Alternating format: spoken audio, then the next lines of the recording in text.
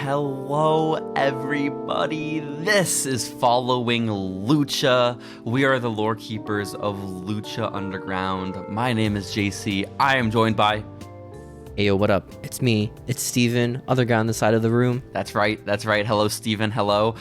We are here to keep the lore of Lucha Underground. We're here on a weekly basis to look at, some episode from Season 1 of Lucha Underground. At least right now it's Season 1. We go through, we do a recap, we keep the lore, then we talk about wrestling from other stuff going on in that same time period, that same week. But we're not a wrestling podcast, and that's a really common misconception. We're a lore podcast, guys. Yeah. Talk about the lore of wrestling in real life. Because pretty cool. More than wrestling, what we're passionate about is lore. So that's what we try to focus on here. And then we also just contractually, we also have to talk about current events in wrestling from like today. So we'll do all of that. It's technically lore for the week. You know, like in a couple weeks from now, it's lore. It is, right? It's the pro wrestling lore. Yeah, exactly. Never-ending lore. You needed to watch AEW, guys. We watched all of it, actually. We watched NXT, Raw, SmackDown. It's so different now, man. It's so different. Ever since Triple H got in charge, man, like, honestly... Okay, but like Ciampa beating AJ Styles. Yeah, no, that would not have happened. That's pretty Triple H. I don't know, man. I don't know what you're talking about. No, I don't think so. You don't think if Vince was in charge, still Ciampa would have beaten AJ Styles? No, Vince loves Ciampa. I don't know what you're talking about. But Steven, he thinks Bobby Lashley looks so tiny. Do you remember a few weeks ago on the podcast, we did our week of segment from 2015? And one of the news stories was that Killer Kowalski passed away. Holy crap, did he come back to life? He did. He's back. Oh my gosh. I just wanted to announce it here on the podcast. Oh my goodness. Yeah. But also, in addition to that, it dawned on me that Triple H is Killer Kowalski's most famous student. But one of the other people on that list was Ciampa. Oh my god, is that why? I wouldn't be surprised if it's why. I would not be surprised at all. Dang. Ciampa's an old nepotism, bitch, man. Dude. Not enough people talk about how old fucking Ciampa is, okay? He's old. Yeah. The Usos are old. They're almost 40. You didn't know that? They've been wrestling for over a decade now, dude. I've been watching them the entire decade. That's scary. And is that crazy, dude? Oh my god. You know how old The Miz is? He's 42 now. Wow. That one makes a little bit more sense, you know? Yeah. But the Usos, at least the one on Total Divas, is not a mature man. You know, he's just... I mean, they still drink and drive, so well, one of them. One of them. Still does to this day. It's kind of scary. Yeah, we all make our choices. If that's what he enjoys in life, Steven, that's his prerogative. And our prerogative is the lore of Lucha Underground. That is what we're here to keep. That is what we're here to talk about. And so, let us talk about Season 1, Episode 22 of Lucha. It is called Mask vs. Mask, and it aired on April 8th of 2015. Steven, I opened up this episode, I looked at the title, and I said to myself, am I watching the wrong episode? There is no Mask versus Mask match on this card. They did not promote this. What is happening? I thought it was gonna be the ending for what's it called, Aerostar versus Drago. Ooh, that would have been cool. That's what I thought, but it wasn't. So joke's on me, man. Joke's on you. Joke's on you. But they didn't advertise a Mask versus Mask match going into the show, but it's what we got, at least in the episode title. But the recap does nothing more to explain it. The recap shows that Pentagon last week on Lucha Underground got teamed up with Sexy Star and Superfly, and then Pentagon betrayed them, tried breaking Superfly's arm, blah, blah, blah, blah, blah. Now they're in a feud. Oh, why would he do that? Because he likes snapping arms. Also, I swear he already snapped Superfly's arm, man. I swear he's done it before. Maybe it's another jobber, you know? It's so many of them by this time. I guess so. Maybe. Yeah. I know Famous B. We always talk about them. I swear the first one was Superfly. You think? I don't know. You got the Wayback Machine. We can always just use it. This is true. But yeah, so Pentagon and Sexy Star are in a feud now. Havoc, Son of Havoc, Evilise, and Angelico are all paired up as a trio, according to Dario from last week, and then they're going to be having their first match tonight as a trio. Hernandez is back here in the Lucha Underground Temple. I don't know why I said back here. He debuted, but he's here. You know, he's back this episode. I forgot he debuted. I'm gonna be honest. I kind of forgot he keeps existing. Yeah, the show is kind of hard to keep track of when it's 40 minutes every week that we're watching. You know, like, yeah. I feel like legitimately Puma wasn't on television for like months. Well, I think the thing is, like, it's filmed in like 3 sections, right? I think like 3 episodes per airing. Maybe. Or, like, I don't know. I'm not too certain. I know NXT was like that. Episodes, but I have no idea. Maybe a lot more, honestly. I have no clue. Yeah, but 4. Maybe. I don't know. But the last part of the recap is from the most recent episodes where Prince Puma beat Cage for like the 4th time or whatever to defend his Lucha Underground title. So very cool stuff. Very cool stuff. And this show, Steven, it opens with Dario Cueto in his office with 2 guests. Who are those guests? Oh my gosh, who would they be? Could it be the current champion? No. Of the company, the Lucha champion? Oh wait, yeah, no, I think it was him. Prince Puma was there. Lucha champion? And he was the Lucha champion was there with his manager, the manager of the Lucha champion, Conan. K-Dog, man, he's so awesome. K-Dog is so cool. I think he's K-Dog. I don't know which one's which. I'm gonna be honest. What do you mean? Is it K-Dog? He's K-Dog, right? Conan? Who else would be K-Dog? Who's the other guy in the podcast for K100? Disco Inferno? Yeah, I get confused sometimes. I don't listen to that podcast at all. Well, it has Disco Inferno on it. I don't blame you. But exactly. Steven, we're here backstage with Dario and the Lucha champion, and Dario says he really wants his trio titles to matter. He announced last week there's going to be a trios tournament, and he wants them to matter, and because of that, he's going to put his biggest stars in it, despite them having no relationship to any other luchador. I thought Tony Khan does, though. Like, yeah. Like, actually. Again, just the perfectly timed time to watch this episode, you know? Right? And he says to Puma, I want to do my tournament, and I need you to find 2 partners to join you.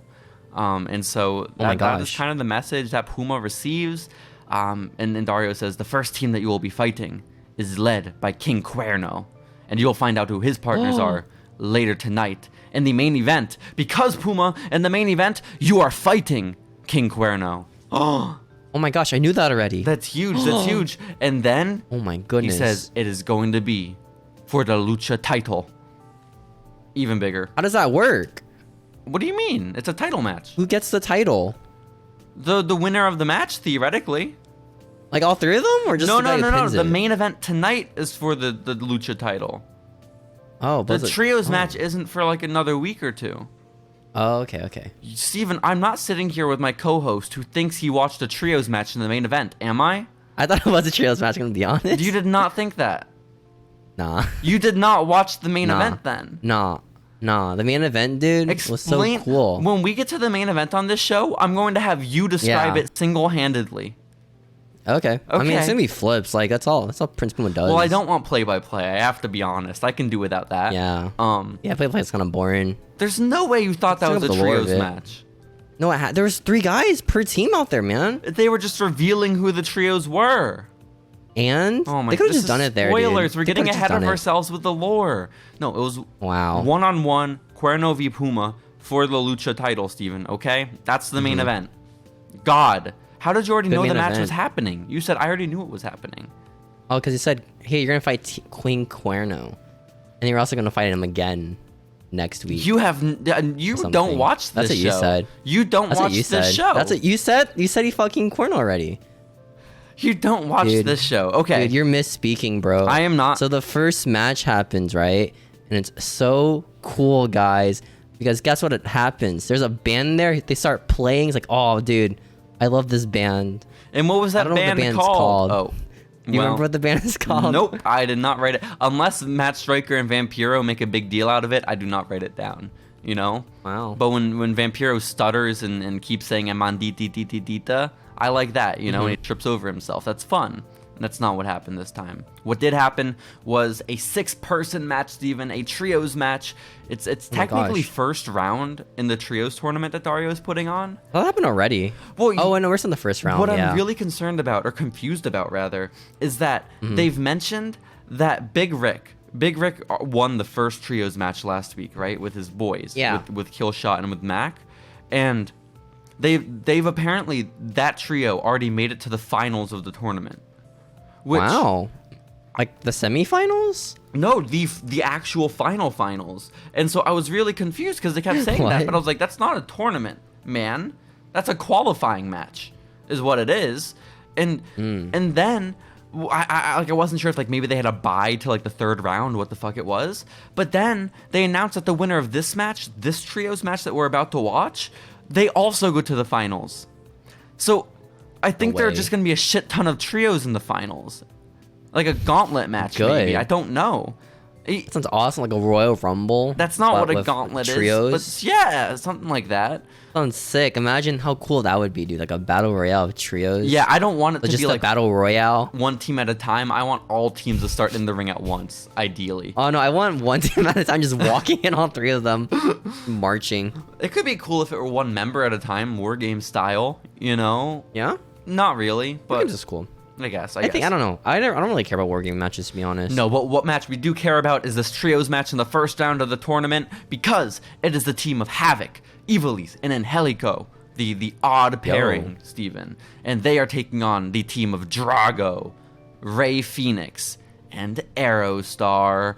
And I thought they hated each other. Well, that's the thing. If you've been paying attention to the lore, why are they lore, teaming up? Exactly. Why would Drago and Aerostar be friendly? They're in a best of 5 series right now. Yeah. You know, but they're putting their hostilities on hold because they really want the trios titles. Which is good. They need it. Yes, especially indeed. Phoenix. You know? He fits right in here. Why couldn't they have put him on a team with Pentagon and Sexy? I don't know. But he's here instead. So imagine how cool that team would be if it were Drago, Aerostar, and Superfly. Well, they gotta build up the storyline for Superfly, you know? I guess so. His big storyline. No, you're right. He's a babyface now. He's a babyface. Superfly is awesome. I'm a big Superfly fan. I've been watching them since the indie days, dude. Well, yeah, I don't know what indies, but one of them. You know. But my favorite part is of this match, Steven, is at the very beginning when it is Ivelisse and Phoenix in the ring together. And Phoenix just grabs Ivelisse by the face and just starts screaming at her. I don't know what it... You saw this, right? Or do you not remember? Because it was very confusing. And I don't know why it happened. But he grabbed her by the hair and just yelled in her face, which is not a Rey Fenix thing to do. He's just so mean, you know? It's really messed up. He's trying to traumatize her. I like the part where Drago just said how stupid he was as a person.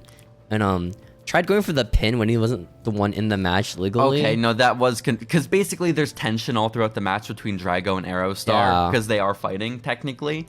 And so they're sort of battling over who should get the pin. But I'll give credit because at one point one of them does rip the other off, their opponent, to pin them, blah, blah, blah, blah, blah. Yeah.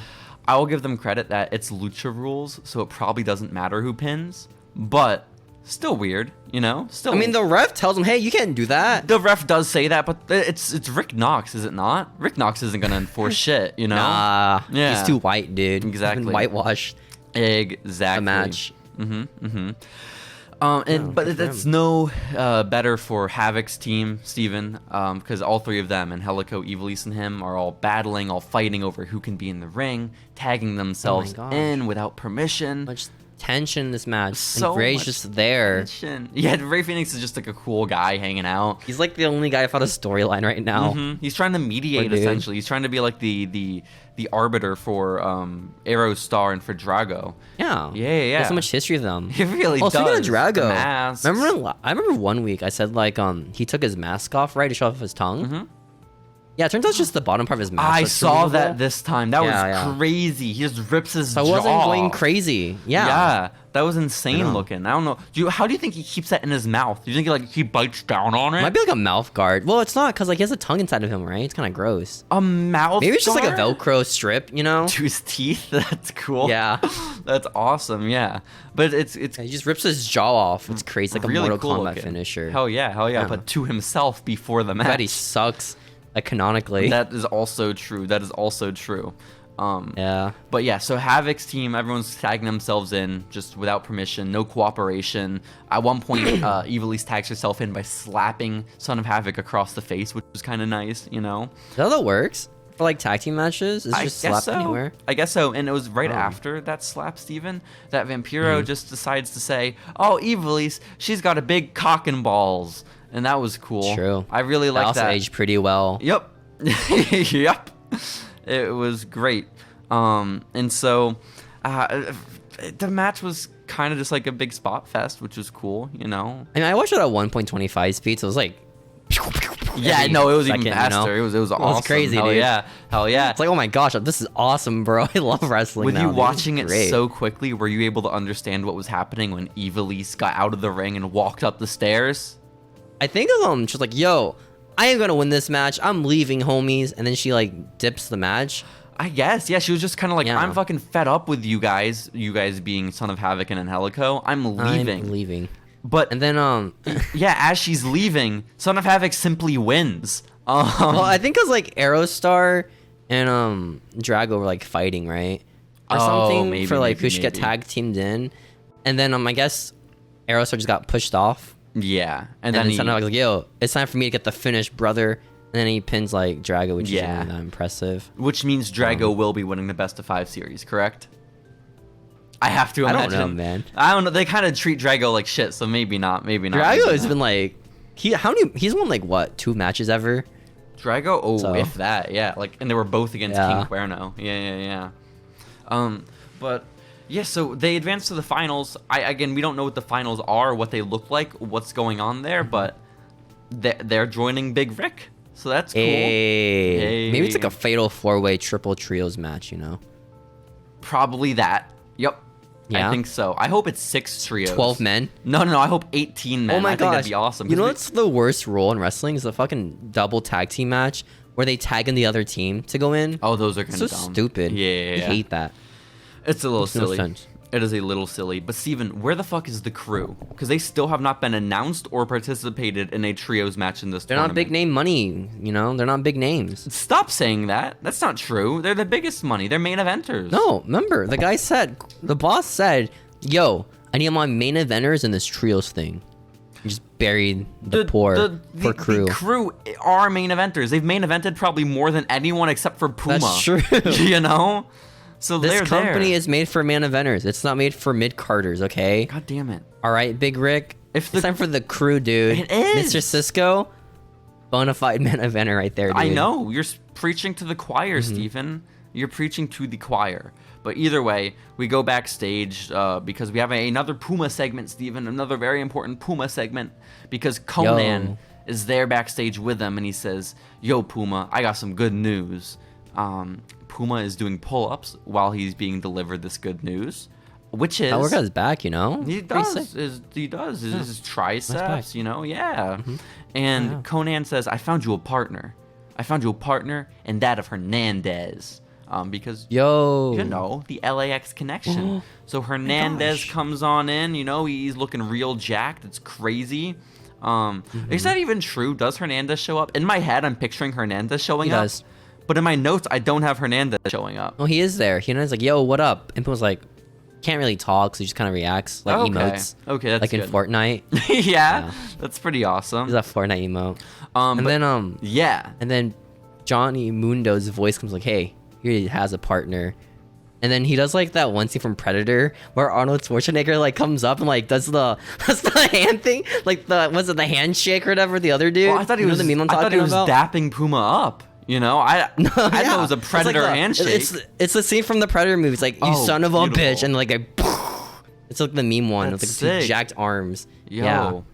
So that's what this reminded me of. That's what Johnny does with Puma. Conan's upset by it. Boys. Once Johnny leaves, he's like, "Yo, I don't trust him. I think he's an asshole. But me and Hernandez will keep him in line, Puma." And Holmes. So that's where things. I thought it was gonna be like Alberto for a second, but I don't know. I really thought Alberto. Yeah. It would have. I don't know, because it makes sense. Because remember, Johnny and Puma had like their weird relationship at the beginning of the show, like 20 weeks ago. I guess. So they're kind of friends. That doesn't explain the heel team though that we see later tonight. Nope. But we'll get there. Eventually. But later on in the show, Steven, after that, we have our what's honestly the real main event of this show as well. You know, we always have like the real main event on these Lucha Underground cards. Okay, the mid card is the real one. Yeah, Dario sucks at booking. Is really what everything we're else is like 205 Live. You're supposed to go, by that time it's like airing. yeah. You tune out, you leave early. Exactly. Because, again, the real main event on this episode of Lucha Underground, Mask versus Mask. Well, believe it or not, it's the Mask versus Mask match. Which is going to happen between Superfly and Sexy Star. Yo, our boy Superfly comes like, yo, what up, guys? I'm gonna fight Sexy Star. It makes no sense because in the timeline, Sexy Star was helping out Superfly. So why are they fighting like the week after?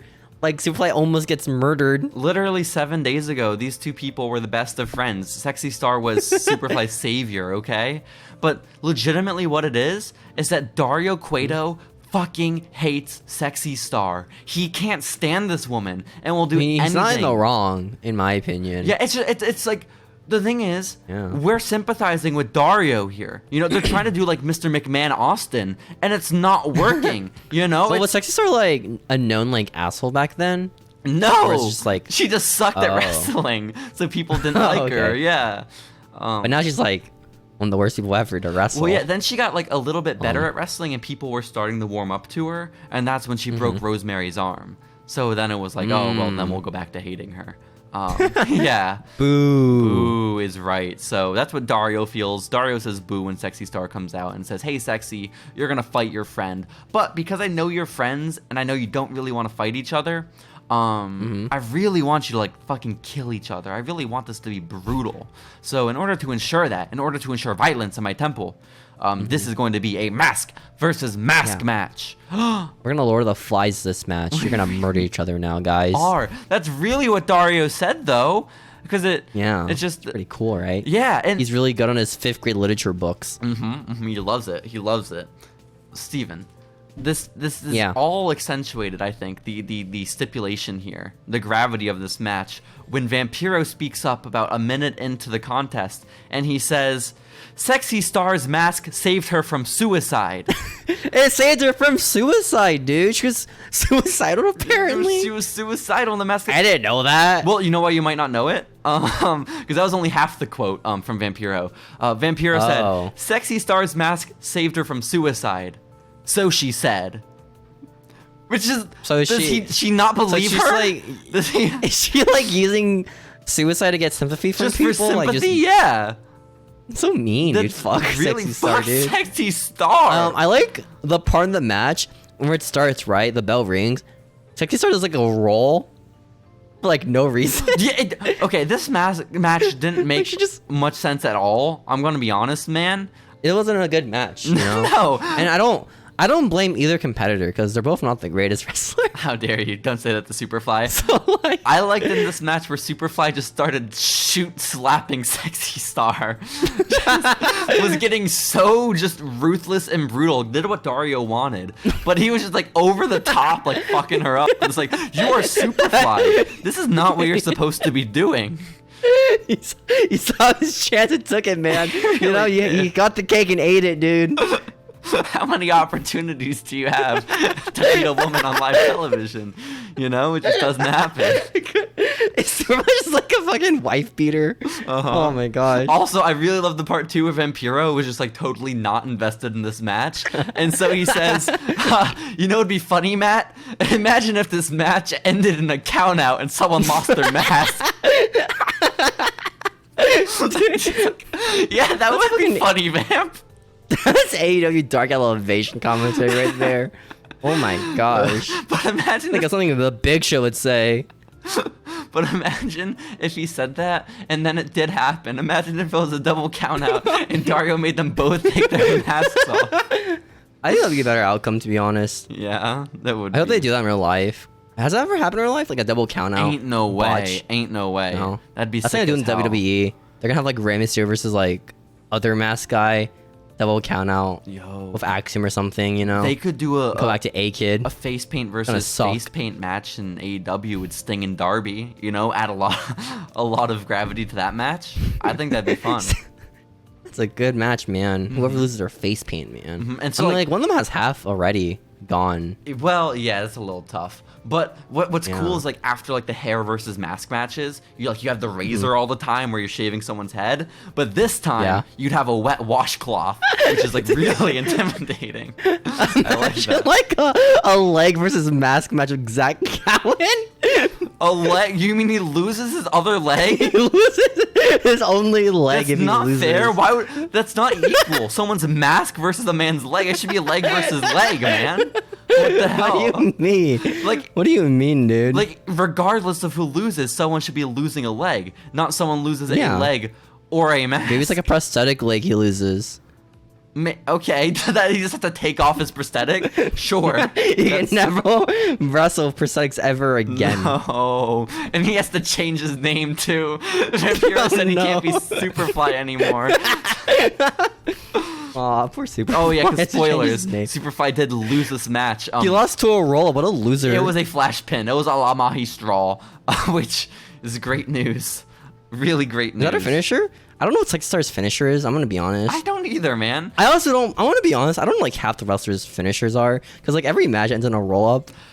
You're not wrong. And some of their finishers are roll ups. I.e. Drago. It's even harder. Yeah. Yeah. No. It's fair. It's fair. But Steven, this is not the end of the match after Sexy Star wins, okay? It's very emotional. It cuts the commercial. Well, yes, but then it's very emotional after the AutoZone commercial, okay?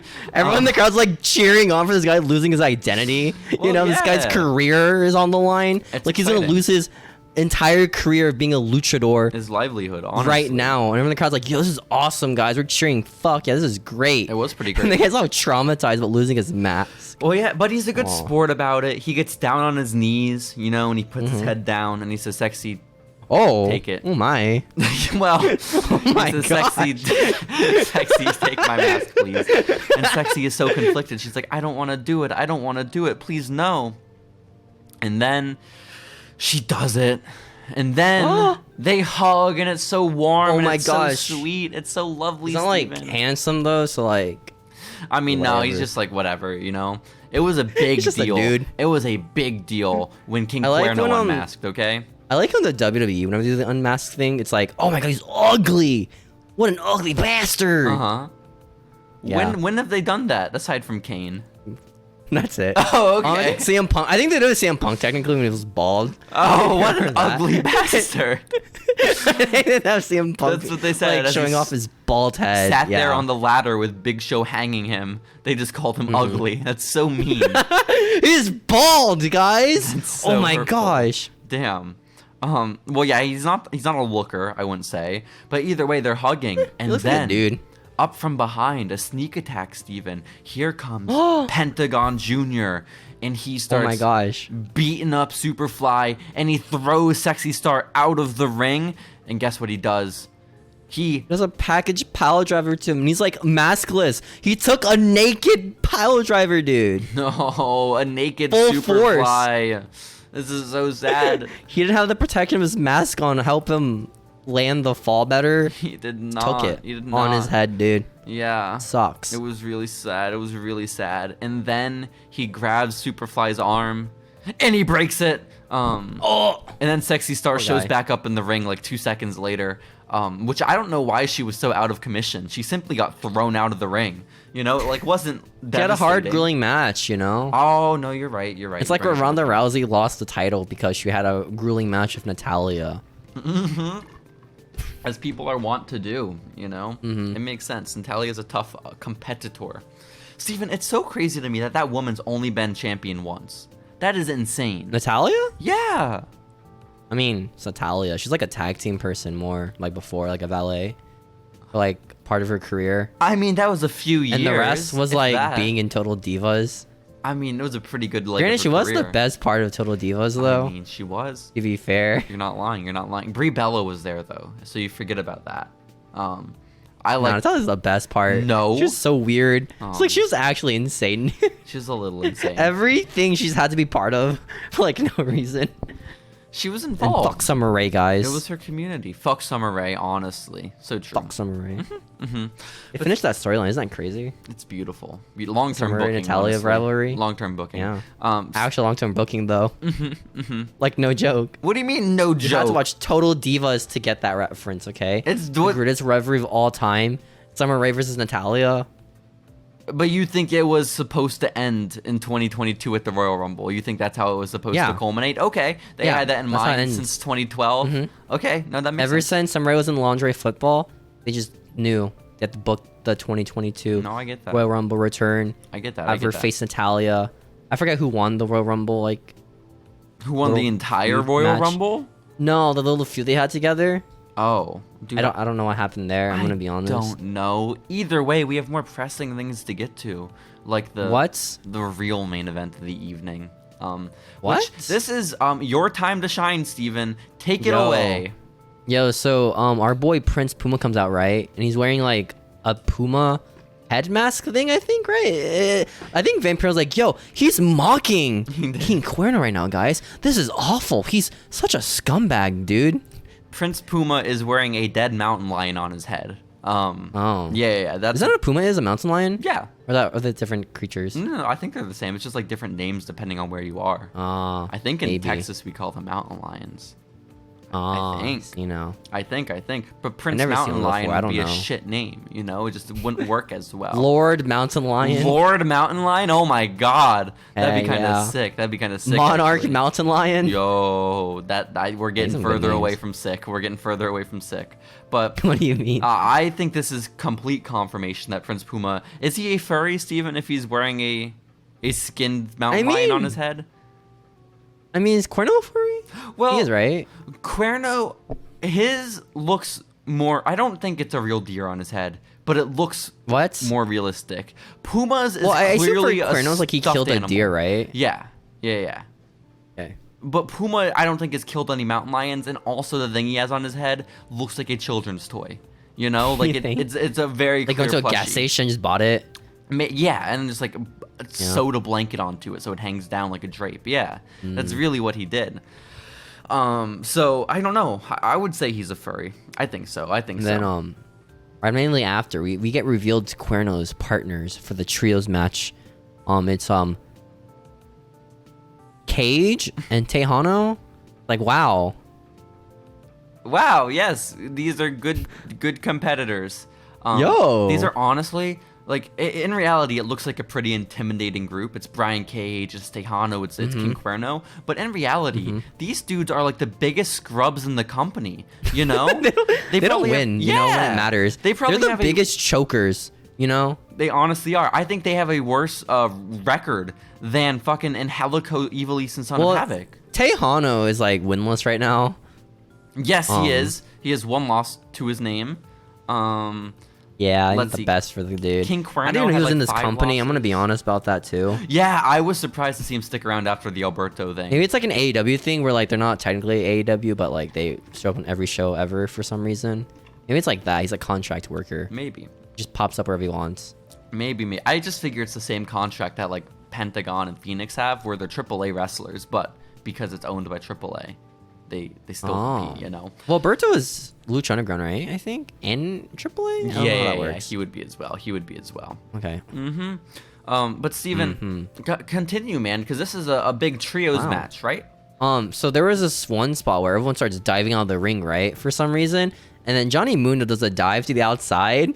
I think he hits Brian Cage and the other dude.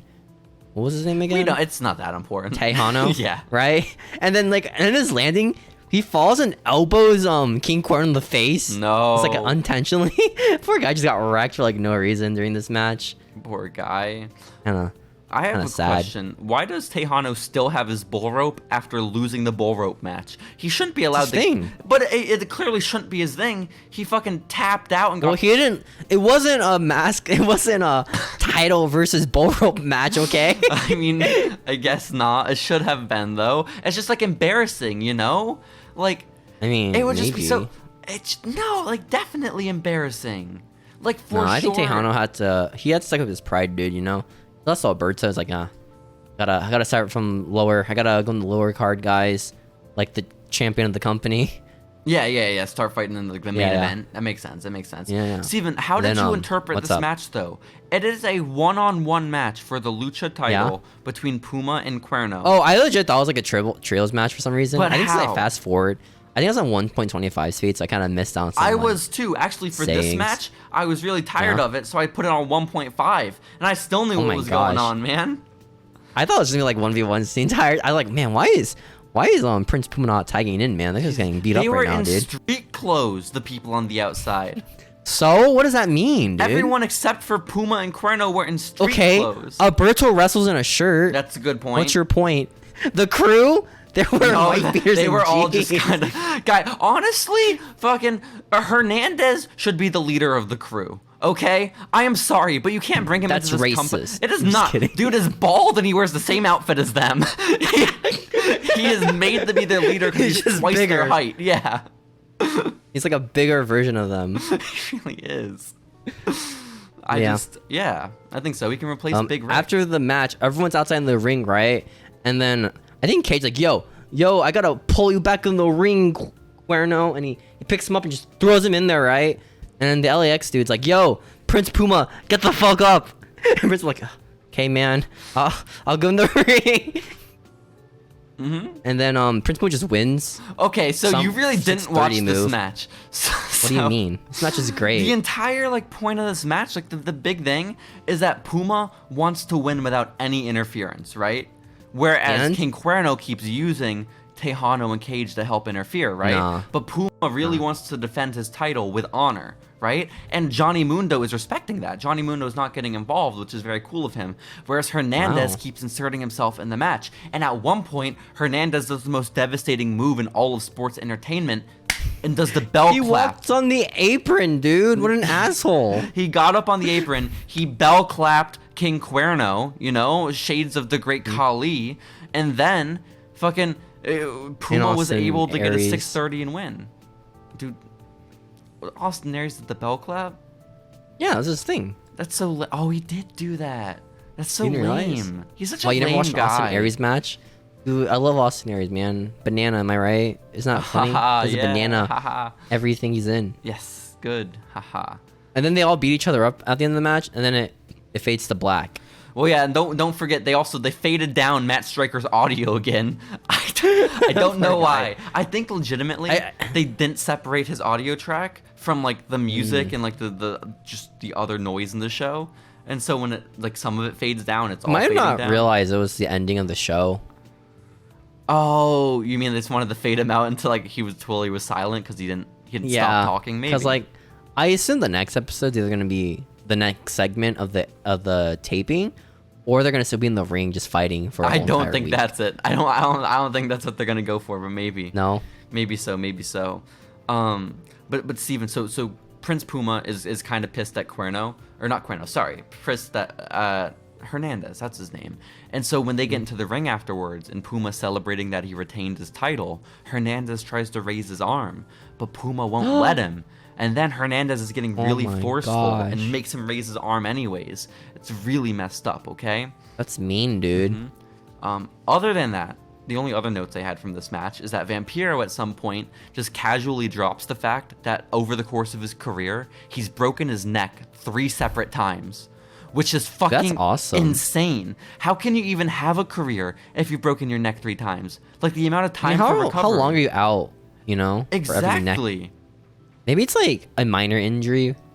I mean, it's still pretty bad if it's your neck, I assume. Especially 3 times, Maybe he has a Tyson Kidd sized neck, You think Vampiro does? You think so? Yeah, maybe.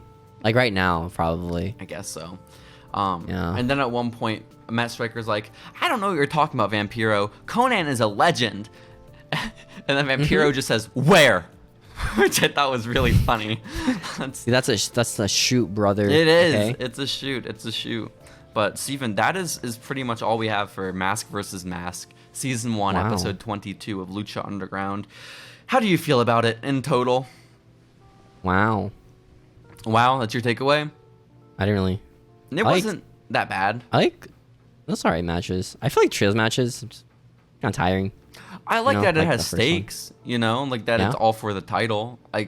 Also, it is tough when you thought that the singles match. They also showed the trios title this week. I don't know if they showed it last week. They did not. No, they did not. No, they showed it off this week. It was weird. I thought that they showed up at the actual like event of the match.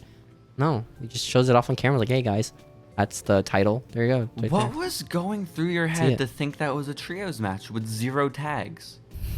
It's like, whoa, that's just insane, dude. You think just Puma and Cuerno were really selfish, and that was the story of the match? That's what I thought, yeah. Yeah. I thought it was like not Millwood. Who's the Pentagon thing? It was like, I ain't tagging anyone else. True. But it My worked. victory, baby. Yeah. They just wrestle exclusively in the middle of the ring, doing like tie-ups. I mean, that's what holds. like Ezekiel Jackson did, in his trios match. In the Cody core? Rhodes. Oh. Yeah. Yeah. Oh. Was that a trios match or was it a quadruple match? I think it was more than a trios, yeah. That's the don't fuck on me match, isn't it? Don't fuck on me. Yeah, it's so good. That's so good. Who's gonna do that this week? Who's gonna happen fuck like on Ronda you? Rousey, man. No. Backstage, I yo, could see don't Ronda Rousey fuck with saying, me, ref. Don't fuck on me, ref. Absolutely. But either way, Steven, that is Mask versus Mask. That is Lucha Underground. Again, I think it was kind of an improvement from recent episodes of Lucha that have been like a little not fun to watch. I think all the matches were pretty much fun because one was the Son of Havoc match, which those are always like cool because there's a lot of lore.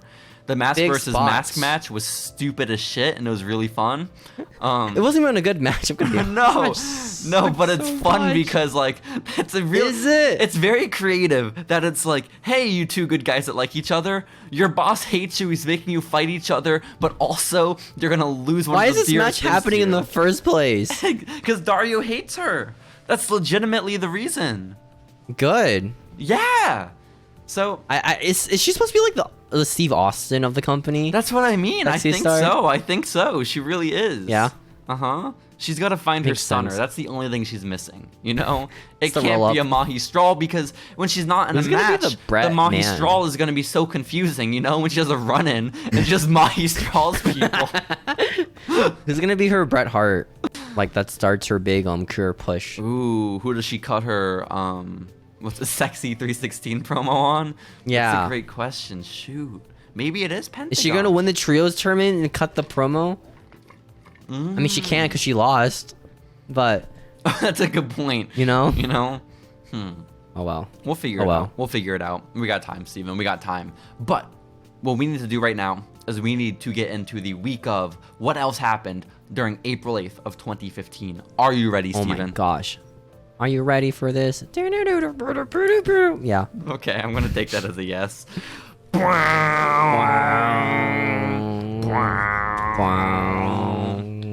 Steven, What were you doing April 8th of 2015? Dude, I was probably recovering from my April Fool's Day joke, I did something really cool, probably, like, tell people I was pregnant. Who'd you tell? I don't know. Okay. Probably someone. Probably my mom. Were you Like, "Yo, Mom, recovering from the social repercussions? Like, yeah. Okay. Like, yo, I'm pregnant, dude. you were Like, just "Oh." too embarrassed, so you didn't go to school I don't for like, the believe next you. few days? Okay, no, that makes sense. Nah, I kind of dipped, One of those kids where they pop up every so often, wasting their college tuition money, not showing up to class. Uh-huh. Even though I'm in high school at the time. Yeah, no, I don't quite get where we're going with this, but I understand wholeheartedly. I really do. Yeah. I don't think I was doing the same. I don't think I've ever made any April Fool's jokes, unfortunately. What? But I guess it works out, so I don't have to waste money on college classes in high school. It's... No. Yeah, no, it's Well, cool. technically you do if you take, like, advanced classes, right? Like, does that count? Like, AP Those don't classes or cost whatever? money aside from the test that you take. Well, that's the reason why you take them is the test. Yeah, exactly. Yeah. Yeah. You are paying for it. We're on the same Yeah. page. But you don't have to take the class to do the AP test. You can just take the AP you test don't? if you want. I think so. Oh, I didn't know that. Yeah, I Dang, think I so. should have done that, honestly. You just gotta pay. You just gotta pay, Steven. Well, like $100? That sucks, man. Yeah. Well, I think what I was actually recovering from was WrestleMania 31. WrestleMania play button. Oh my gosh. I was still on the come down from Raw after Mania. It was an exciting time. It was a busy week. And just so much happened. Except not really. There was, like, no news this week. But we'll figure it out. What? In How? fact- Did you watch Raw this week? Of, like, April 8th? At the time, I did. 2015? Yeah, it actually took place in Austin, Texas, which is kind of cool. Wow. I was not there in person. This was pre me traveling, but what was cool is at one point during the show, Steven, it's very weird because at the time Daniel Bryan was like a fan favorite, right? But the crowd was chanting, "You suck, Cena. You suck, Bryan." Really loudly. Hipster crowd. The contrarian crowd. Well, you gotta be different, you know. Do you want to know? Actually, it was weird because neither Cena nor Bryan were there on the show. What? Do you know who they were chanting it at instead? Was it Vince? No, it was the Bella Twins. Yeah, it was a little inappropriate. Makes sense. Makes sense. So poor Bella Twins. Then the Bella Twins tweeted out on Twitter afterwards, like, "Ha ha, Austin. Yes, we do suck Cena," which was cool. She didn't say like, "Yeah, we suck Bryan too," which is a little unfortunate for Bryan. No, not Cena anymore. He's a married man. You know, that'd be really unfortunate. That'd be really unfortunate. Also in Peacemaker, you know, probably not anymore with the Warner Bros. Thing. You think they're gonna cancel Peacemaker? I think they already confirmed they canceled most of the shows. Are they like all the DC shows? I think they canceled all of them. No. What about Euphoria? Even the ones that were finished, like completely finished, like filming, those are canned too. No, is that all like that Batgirl shit I saw like last week? Yeah. It was like Batgirl and stuff like that. That makes sense. You know what's crazy though? Is that they made 90 Day Fiancé like a universe apparently. Hell yeah, they did. It's compared to like the DC shows. I watched 90 Day Fiancé. I don't watch DC. What is the 90 Days Fiancé universe? Is that just real life? Yes. Kind of. It's like, manipulated real universe? Life. Manipulated real life. It's a universe because there are fucking like 70 plus people that have been on the show over the years, like the K1 visa. If I could marry a woman who is a foreigner to get her green card and I had the guarantee of being on 90 Day Fiancé, I would take that opportunity 9 times out of 10. 10 times out of 10. I don't know why I said 9. Okay, it's 100%. I mean, it happens guaranteed. A lot in like real life, you know. It does, but I don't want to just do it to do it. I want to do it to be on the show, you know. You gotta advertise yourself, you know. For the world, like yo, I use women. It's got to be a train wreck though. Like those are the ones they love on the show, you know. Like a train wreck. Yeah. Like drama, like human trafficking drama. Well, not so much that, but there are sometimes that. There's sometimes that. Is there actually human trafficking stuff in there? What? It's never like explicitly stated, but there's an implication. Hinted at? Just like hinting that this guy did a crime? Or like awesome, Russian, Ukrainian webcam girls, you know? Like those usually aren't handled by the best people, I don't think, you know? Russian bridesmaids, right? Is that what they're called? A little bit. I think that might be a name for it. But like one season, a couple seasons ago, and like before the 90 days, they had this, I think she was Ukrainian or Russian. She was a little person, right? But not like traditional little person, but like very little person.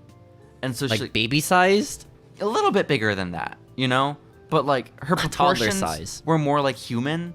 Not human's a horrible way to put it, but her proportions are more like me. Her proportions were more normal. Like it wasn't, because when like a little person like Hornswoggle sits down at a dinner table, he doesn't look like a little person because it's just like his legs and arms that are short, right? He just had a bigger upper body, right? Yeah. Well, they have again like average-sized upper body, and then I know what you're talking about. They have like shorter legs. But this person is just like a smaller person. Like all of the proportions are shrunk, if that makes sense, right? Wow. And I don't know why I'm going into so much detail, but honey, shrinking the kids. She was in a wheelchair, and that was her condition. She was in some foreign country, and this really like handsome young guy like our age went over there because like they met online, and they were together, but then she ended up being like a really big. No, they were not catfished. He knew, but she ended up being a really big racist, and like got kicked off the show after like 2 weeks. Yeah, like on TV or like I think it was like tweets and shit and interviews and everything like that. But they cut all her footage out of the season. Yeah. Dang, she got the N-word probably, right? Many times. Happens, you know. Yeah. Cutie pie. Well, Pokimane happens. Pokimane? Yeah. She didn't say the N-word. It was like when she was like before she was big. Like, it doesn't change it. That does. Oh, okay. So she only said Pokimane has said it. She knew it wouldn't affect her revenue. Okay. Why'd she say it? What context? The first one was playing League of Legends. The second one was also playing League of Legends. League of Legends just does stuff to you, man. Hard Watch R? out, Shayna Baszler. Watch out. Yo. Speaking of Shayna Baszler, I got a story, Steven. It is not from April 8th of 2015, okay? But April 8th, 2014. Fortunately not. But I got onto this sort of not wormhole, but I got into this little, I got sidetracked when putting together my notes for week of this week, okay? And that's because Wrestling Newsblog lady, she included her Twitter handle. No, she is still with us. Well, you can suck her Twitter. We could follow her, dude. She included her Twitter handle at the bottom of one of the articles, and I clicked on it. And then it redirected me in her bio to her YouTube channel. And I checked out her YouTube channel. And her, like, she hasn't uploaded in like a year, right? But I checked out one of her most recent videos because it was like an update video or something like that.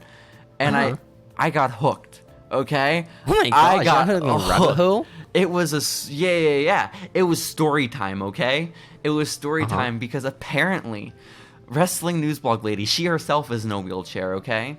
And oh my gosh. She went to a like a meet and greet or something like that where she could meet Shayna Baszler, Ronda Rousey, Jessamyn Duke, and Marina Shafir. Oh, before they're like wrestling, like UFC people? Yeah, when they're MMA, UFC people. The 4 horsewomen of UFC. Exactly. Which didn't last that long. Sorry, it wasn't a meet and greet. It was like a camp, right? Like a fighting camp for you to learn with them. How did she manage to be in that if she's in a wheelchair? Well, she just went so she could hang out with them and meet them. Because she paid for that? And she was a really big fan. And apparently, like, she had such like a good time, and she had met Shayna Baszler a few times in the past, and that they ended up hanging out afterwards. That's so cute. I know. And so, like, they were sitting talking while she was waiting for her ride, Wrestling Newsblog lady. Because she was getting a ride, and bear with me, she was getting a ride from her caregiver's niece's boyfriend, okay? And her caregiver... That's the right thing to say. The wife's boyfriend, guys, gave me a Switch today. It was awesome. Listen, her caregiver at the time was her sister-in-law, right? So her brother's wife... That lady, her niece, and the niece's boyfriend were the ones picking her up. Because apparently it was far away. Okay? Again, bear with me. It gets good. So she's hanging out with I think it's just Jessamyn Duke and Shayna Baszler at this point, right? Talking shop. And they're like, hey, where's your ride? Like, we were hanging out and waiting, but, like, it's been a while. And she's like, oh, they just, like, they'll be here. And then eventually they called, and they were like, hey, there's a flat tire. Blah. Point of the story is that, like, hours go by and they still haven't picked up Wrestling Newsblog lady. But Jessamyn Duke Wrestling and Shayna, Newsblog lady. I know, but they stayed there with her because I guess they're really nice people. And then at one point, they didn't want this poor like wheelchair lady to be like mugged alone in the street. Yeah, and so they end up calling back, or the other people call Wrestling Newsblog lady again, and then they're like, "Oh, we're on our way. Don't you worry." And then Shayna grabs the phone and she's like, "What are you doing to this girl? She's been waiting here for hours. What the fuck are you doing?" Gosh. And then apparently they have Shayna Baszler, dude. They have this confrontation. They hung up, okay? And then a few minutes go by and they get another call, and it's the niece, okay? And the niece is like, don't ever have your friends talk to us like that ever again, okay? You are lucky that we're picking you up, blah, blah, blah. Okay, so then like another hour goes by. Oh my gosh. Another hour goes by and they arrive. Let's call an Uber at this point. I know. What? I know. Why? But finally, the niece and the boyfriend arrive, and they are there to pick up Wrestling Newsblog lady. And the boyfriend gets out of the car, and he is being very aggressive, okay, to Shayna Baszler, to Wrestling Newsblog lady. And at one point, he like gets in like Shayna's face, and then Jessamyn Duke is like, "Do you know who that is?" And he's like, I don't know who that is." That's League of Legends champion Shayna Baszler. Exactly. And then the niece gets out of the car, and all of them are arguing. And then the guy, and this is according to Wrestling Newsblog lady, the boyfriend shoves Shayna Baszler, and that's when the niece... Oh my gosh! And so Shayna Baszler starts like wailing away, I guess, on the boyfriend, like fucking beating the shit out of him. That's when the girlfriend comes out, and then the girlfriend has a baseball bat. Okay. What? The girlfriend has a baseball bat, and she goes... We're the only ones that put the skip on this. This video. We're the only ones talking about Shayna Baszler fighting a baseball wielding woman. This video has 60 views on YouTube. Nobody knows this story except for us.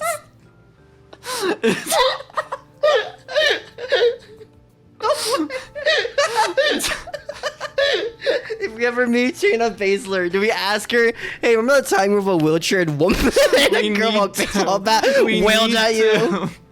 Who won the fight? Okay, so the girlfriend gets out and she sees her boyfriend getting beat up. She has a baseball bat. She goes to swing it at Shayna, and Jessamyn Duke intercepts it, but gets hit in the face. Jessamyn Duke gets hit in the face with the baseball bat, and she's bleeding apparently, but she fucking powers through it and chokes out the knees. You know? Yeah. Holy shit!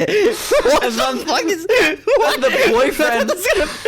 I thought it was gonna be a story like, oh, I met Shayna Baszler. It was really nice, guys. You know, she waited for me at the car and it was awesome. But what the fuck is this?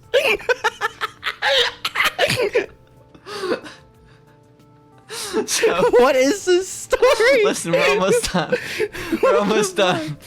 So girlfriend is on the ground being choked up by Jessamyn Duke, and then the boyfriend realizes it, and so he stops fighting with Shayna. He's like, fuck, stop it, you're gonna kill her. And he starts bawling, crying. Yeah, he breaks down in tears as his girlfriend is being choked out by Jessamyn Duke. This bloodied woman is choking out his girlfriend, dude. That's crazy. And so eventually, with him crying, the girlfriend unconscious, they're like, okay, this is enough. And it's like the end of like one of those memes where, like, you know the meme from Community, the guy like walks in, the room's on fire. It's like that. Like, what happened here, guys? It started out as such a wholesome story, you know, just them hanging out with Wrestling News Blog lady. I really want to meet Shayna Baszler now and ask her about this situation. Or Jessamyn Duke. Side of it. I'm cool with Jessamyn Duke too. She got fucking nailed with the baseball bat. We gotta interview one of them. I think we can get Jessamyn Duke, right? I hope so. I hope so.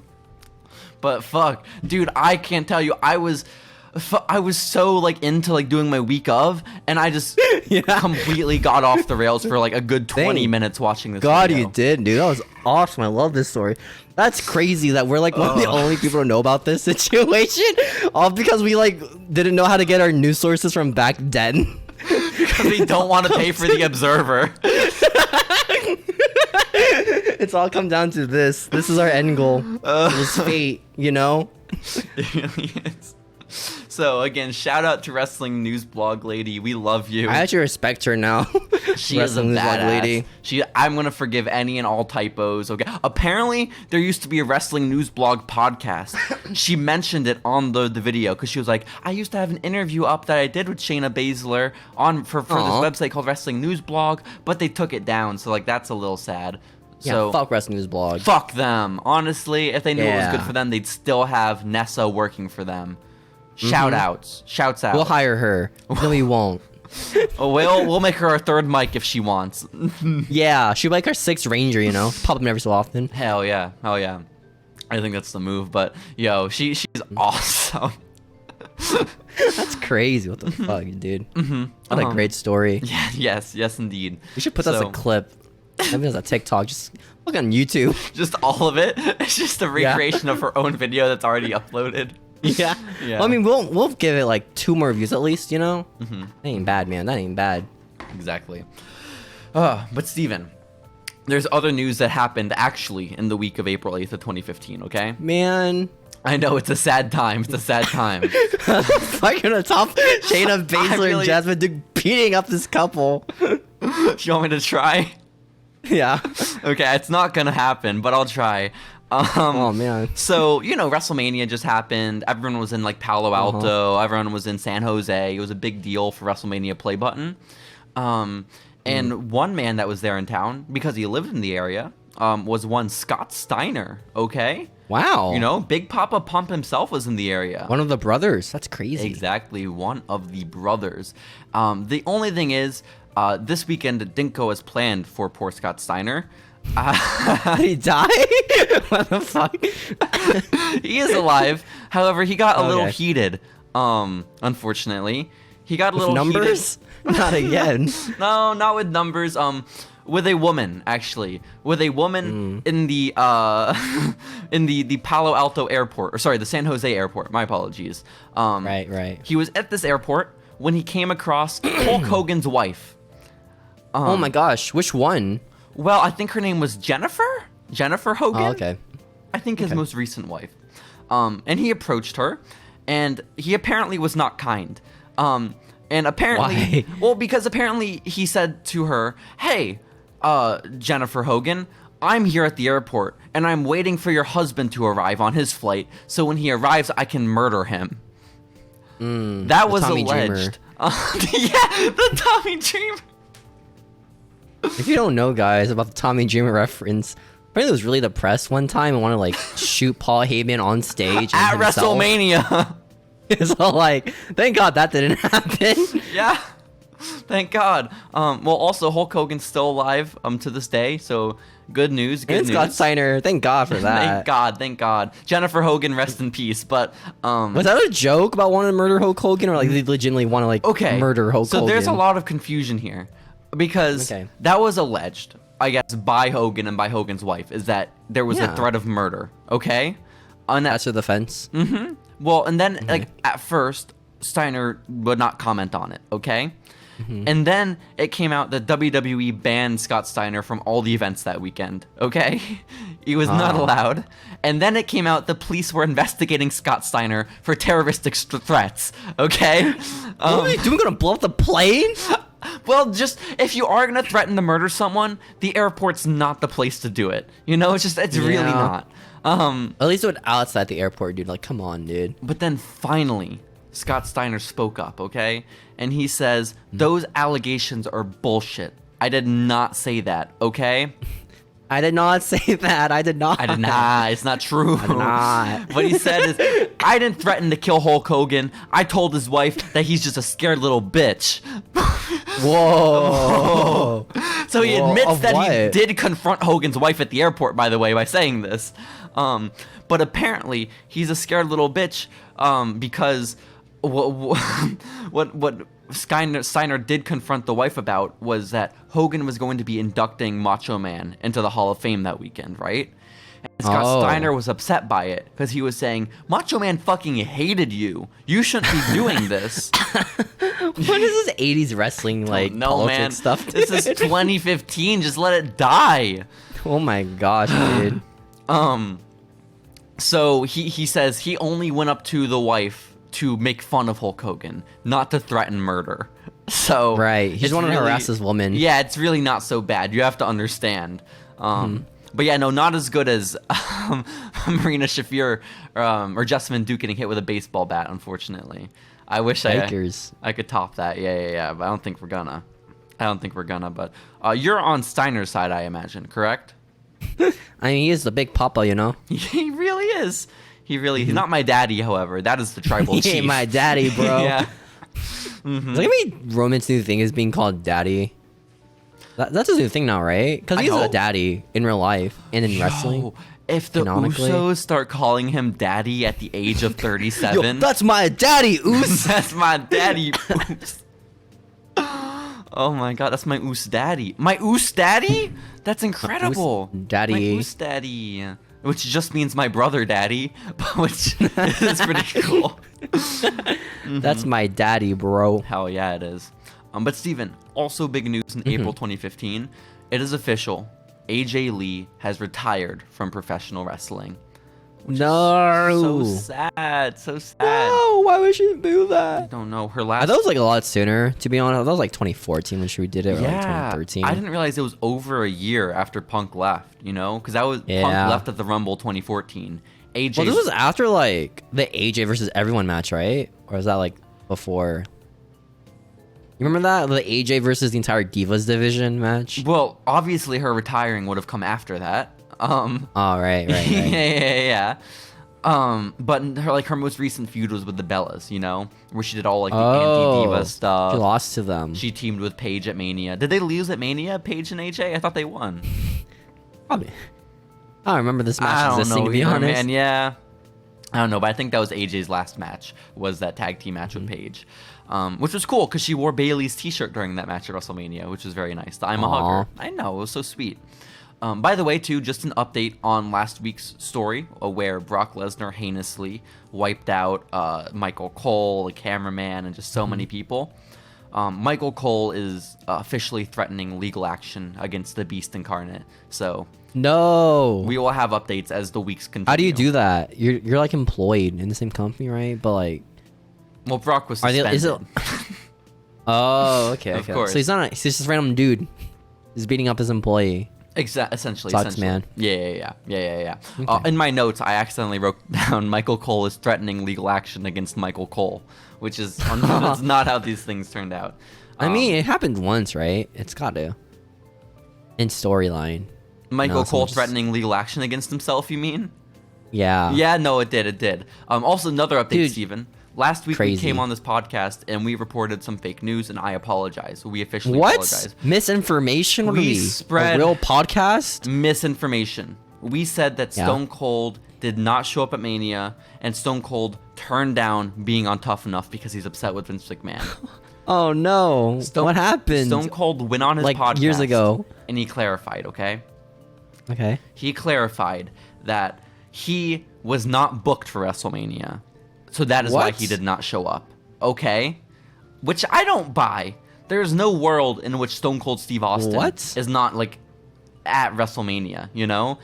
And also... He was at our WrestleMania that we went to. And a lot of other WrestleManias. And there were the reports, too, that backstage he had his own locker room with his name on it. But he wasn't there to use it. What's he gonna use it for? I don't know, man. Just to change into his, like, jorts. It's cool. Put on his neck brace. Do you have to change into jorts? Yeah, I mean, if you're not wearing them to begin with, you gotta change into them. What do you mean? I like jorts is wear in general, right? Well, unless it's like a John Cena type situation where he wears a suit everywhere. I could never imagine Stone Cold Steve Austin wearing joggers. You know, no. I just no. Probably was like one of those camo like hunting jackets. You know, the ones where like the old guys wear. I see him Dick's buying Sporting Goods. All of his comfort wear at Walmart. You know. No, I think he's like a was it like Bass Pro Shop kind of guy. Ooh. I think so, but he's a little like more simple than not simple. That's a mean word, but like no, he looks pretty rich. Apparently, he's pretty bougie. What you think he lives rich? He used to live next to Brian Kendrick, apparently, like neighbor. Oh yeah, so he's killing it then. Never mind. Yeah, you know the Brian Kendrick's really rich. Of course. All his conspiracies and stuff, man. That's how he makes his money. It makes sense. My favorite story about Stone Cold is, it's not even a story, it's just a fact, is that he has one piece of merchandise in his entire home, and it is a Stone Cold cookie jar. I think that is awesome. It's so cute. It really is. I like that. Yeah. Would you buy merch yourself as a wrestler? I feel like it's weird where like wrestlers buy their own merch, like all of it, you know? They have like a little shrine to themselves. I'd get the important action figures, you know? Like the action figures that show like a different version of me. You know, that makes sense. But you know what I mean, right? Like some wrestlers buy like merch of like everything they have with their name on it. Zack Ryder, yeah. Crazy, dude. Natalia. You know what would be sick as fuck? If you did that shit and then you signed it and you kept it in your own collection. That would be insane behavior, okay? Dang. I mean, it makes sense with like titles, you know, that they want. It's like, oh, okay, I won this title. I like buy that. The replica for my house. It kind of looks tacky as fuck when you go into a house and they're like, it really does. You see like a wrestling title. Yeah. Yo, on the wall. I still sometimes. Or toys. I don't know why, but I go back and I watch that video. It was like MTV Cribs, but not. It was like a WWE.com exclusive like version of Cribs. The Cribs. But it was The Miz showing off his home in Hollywood. And at the time, I was like, holy shit, how did The Miz buy this home in Hollywood? And that's he must be so rich. At this point, I realized that he probably did not buy it, is my guess. He was probably renting the home. But it looked sick as fuck. He had all his belts everywhere. He had all of his action figures. It was crazy, okay? Yo, good for Mike, man. He had a view of the Hollywood sign. Oh my god, good for Mike is right. I feel like that would get pretty old, you know? Just do the Hollywood sign. Like, what do you gain from that? I mean, any view would get old at that point. You know what I don't get? It's like going on a cruise ship and buying an ocean view for your room. Like, there's no point. Because you're going to have an ocean view regardless, you mean? Yeah, you walk outside. Wow, the ocean, man. It's crazy.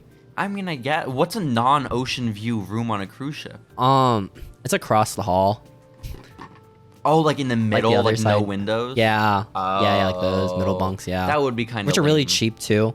Yeah. Well, it'd be so, like, suffocating to be on a boat, like, with no light or anything.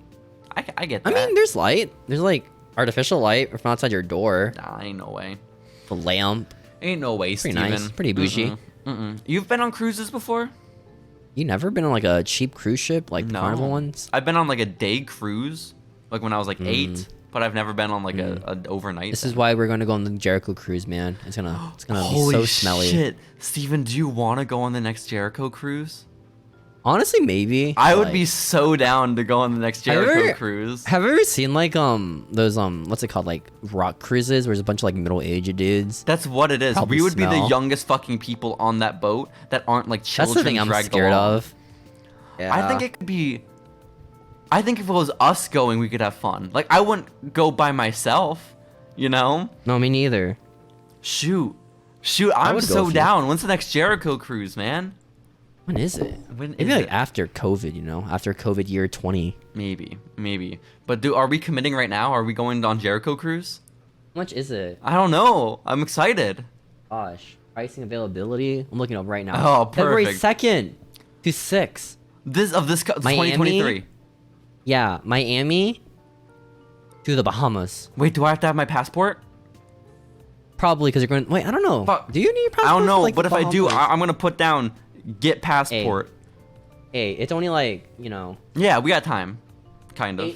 $8.99 per guest for 2, you know? Ain't bad. $899? Yeah. Okay. Per guest for 2 people. Is that like your dad or something? Accommodations? Yeah. Unless you're a single guest, it's 1,600. Kind of stinks. Yeah, that's a lot.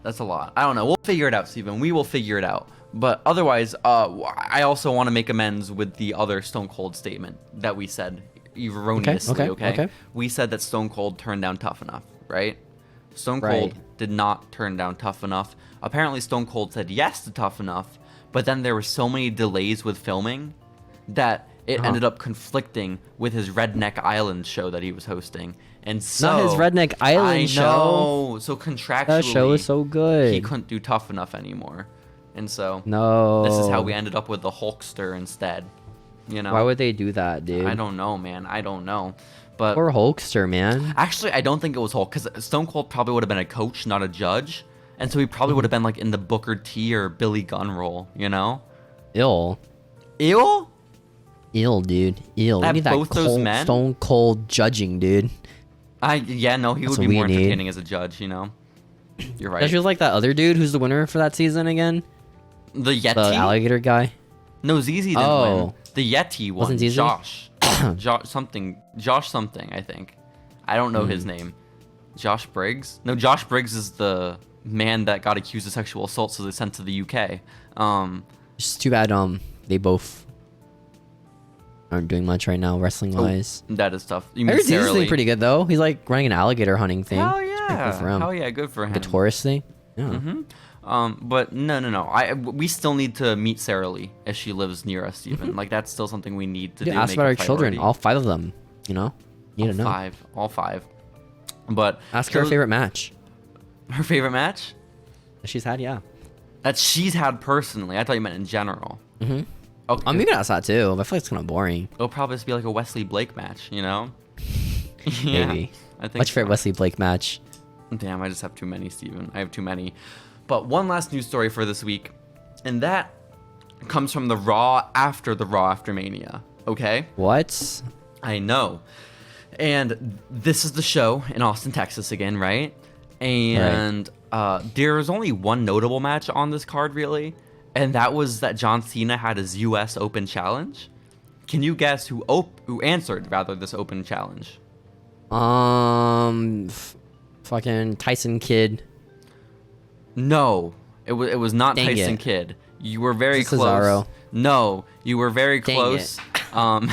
It was Stardust. Stardust answered the Open Challenge. Stardust? I know. We opened the Forbidden Door, Steven, in Austin, Texas. Oh my gosh.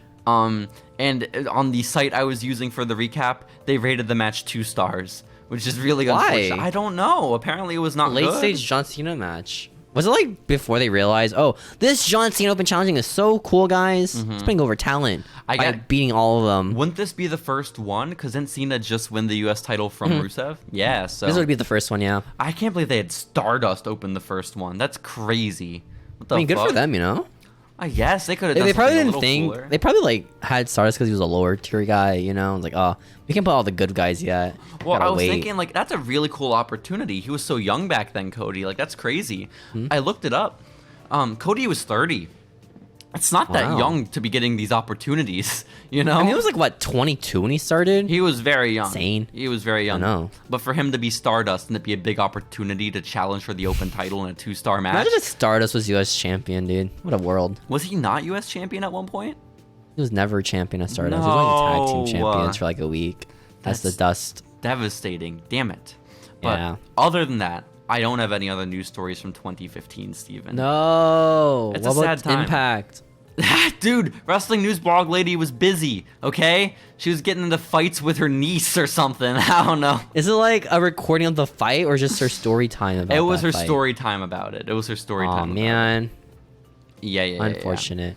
Because she was explaining how she got her nickname. And I never really figured out why she got her nickname by the end of the video. But apparently it's related to that story somehow. She was wrestling news blog lady. That's her nickname to us, honestly. Nessa / I don't know her other nickname. Blog lady. Well, Nessa is just her name, I think. You know. Oh. But she has a nickname where it's like Cappy or Captain something. Captain something. Like a ship. It was like Nessa's like a Loch Ness monster type thing. Wow, I think that's exactly it. Yes. I don't know why she included the story about the baseball bat. Maybe the baseball bat's named like Captain or something. The bat. They named their bat, yeah. But it wasn't like their bat. The bat belonged to the bad guys, you know? The bat belonged to the people beating them up. The heels in this situation. Exactly. Why do they have a bat in their car? They were just ready to beat up wrestling news blog lady. You know?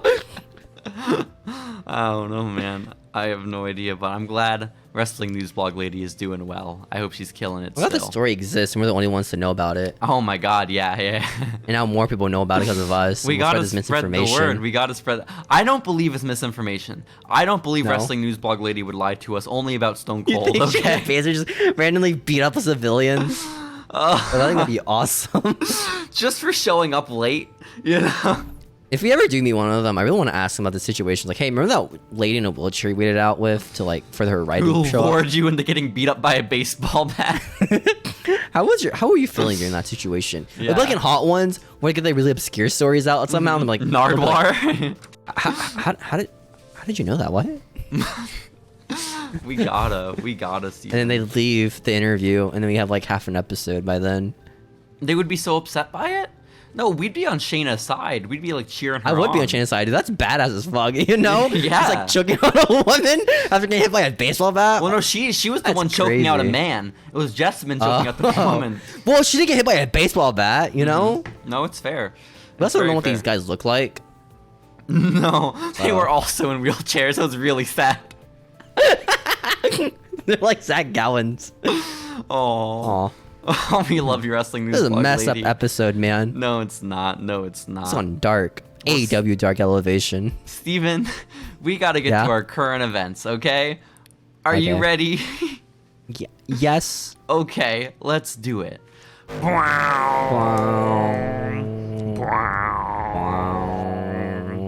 Steven. What? Before we get to our not main event, I guess it is technically the main event of our podcast, but before we get to the current events, we should talk about some exclusive content going up on our TikTok, okay? And what? I guess maybe exclusive content? I know, it's content that was recorded off the podcast that will not be on the podcast. Oh my gosh. Basically, what happened is earlier this week, AEW released, or they didn't release it, I guess it was leaked, what the cover of their video game is going to be. And it looked like absolute shit, okay? So Steven and I had the idea to make better covers. And so that's what we did. We could do better than people who paid millions of dollars to do it. You know the AEW games team, all of them are millionaires. That's why they're game developers for a dying company. Didn't you see the production quality on that Tony Schiavone and Britt Baker ad? That was the worst thing, Steven. Aside from just the cover being bad, that advertisement was so rough. So I don't know. I hope rough. this game is good. But like, I feel like when the game does come out and it's like really glitchy, they're gonna defend it anyways for being glitchy. Like, come on. Because when they started making this game, you know what their standard was, right? You know what they had to beat. They wanted to be like an arcade game, right? Well, yeah, they wanted to be an arcade game, but their only standard is they had to be better than 2K20, right? Which is 22 or 20? 20. The really fucked up one that they took off 21 from because it was so fucked up. And so that was their competition, but then 2K came out with a new one, and now it's obviously going to be better than whatever Fight Forever is shaping up to be. It's going to be better than 22, and the 22 is like really good apparently. Yeah. I don't know, I stopped playing 22 after like a week after getting it. Because I don't play video games anymore. It's fair though. Yeah. But I don't want this to be misconstrued as hatred, because I have not bought a WWE game since WWE 12 with Randy Orton on the cover or whatever. But I think the last time I bought was like 13 or All Stars. I think that's the last time I bought a WWE Maybe game. I got 13 actually, because that's the one with Punk on the cover. But that makes sense. Yeah. Not 14 though. That had John Cena on it. I don't support him. That's 2K. After 2K, I had to tap out. But Steven. Yeah, I hated Borderlands. I don't support 2K. I mean, you probably shouldn't, because they apparently abuse like their workers. No. Well, I think most video game companies do. So like, I've heard most are not kind, which is unfortunate.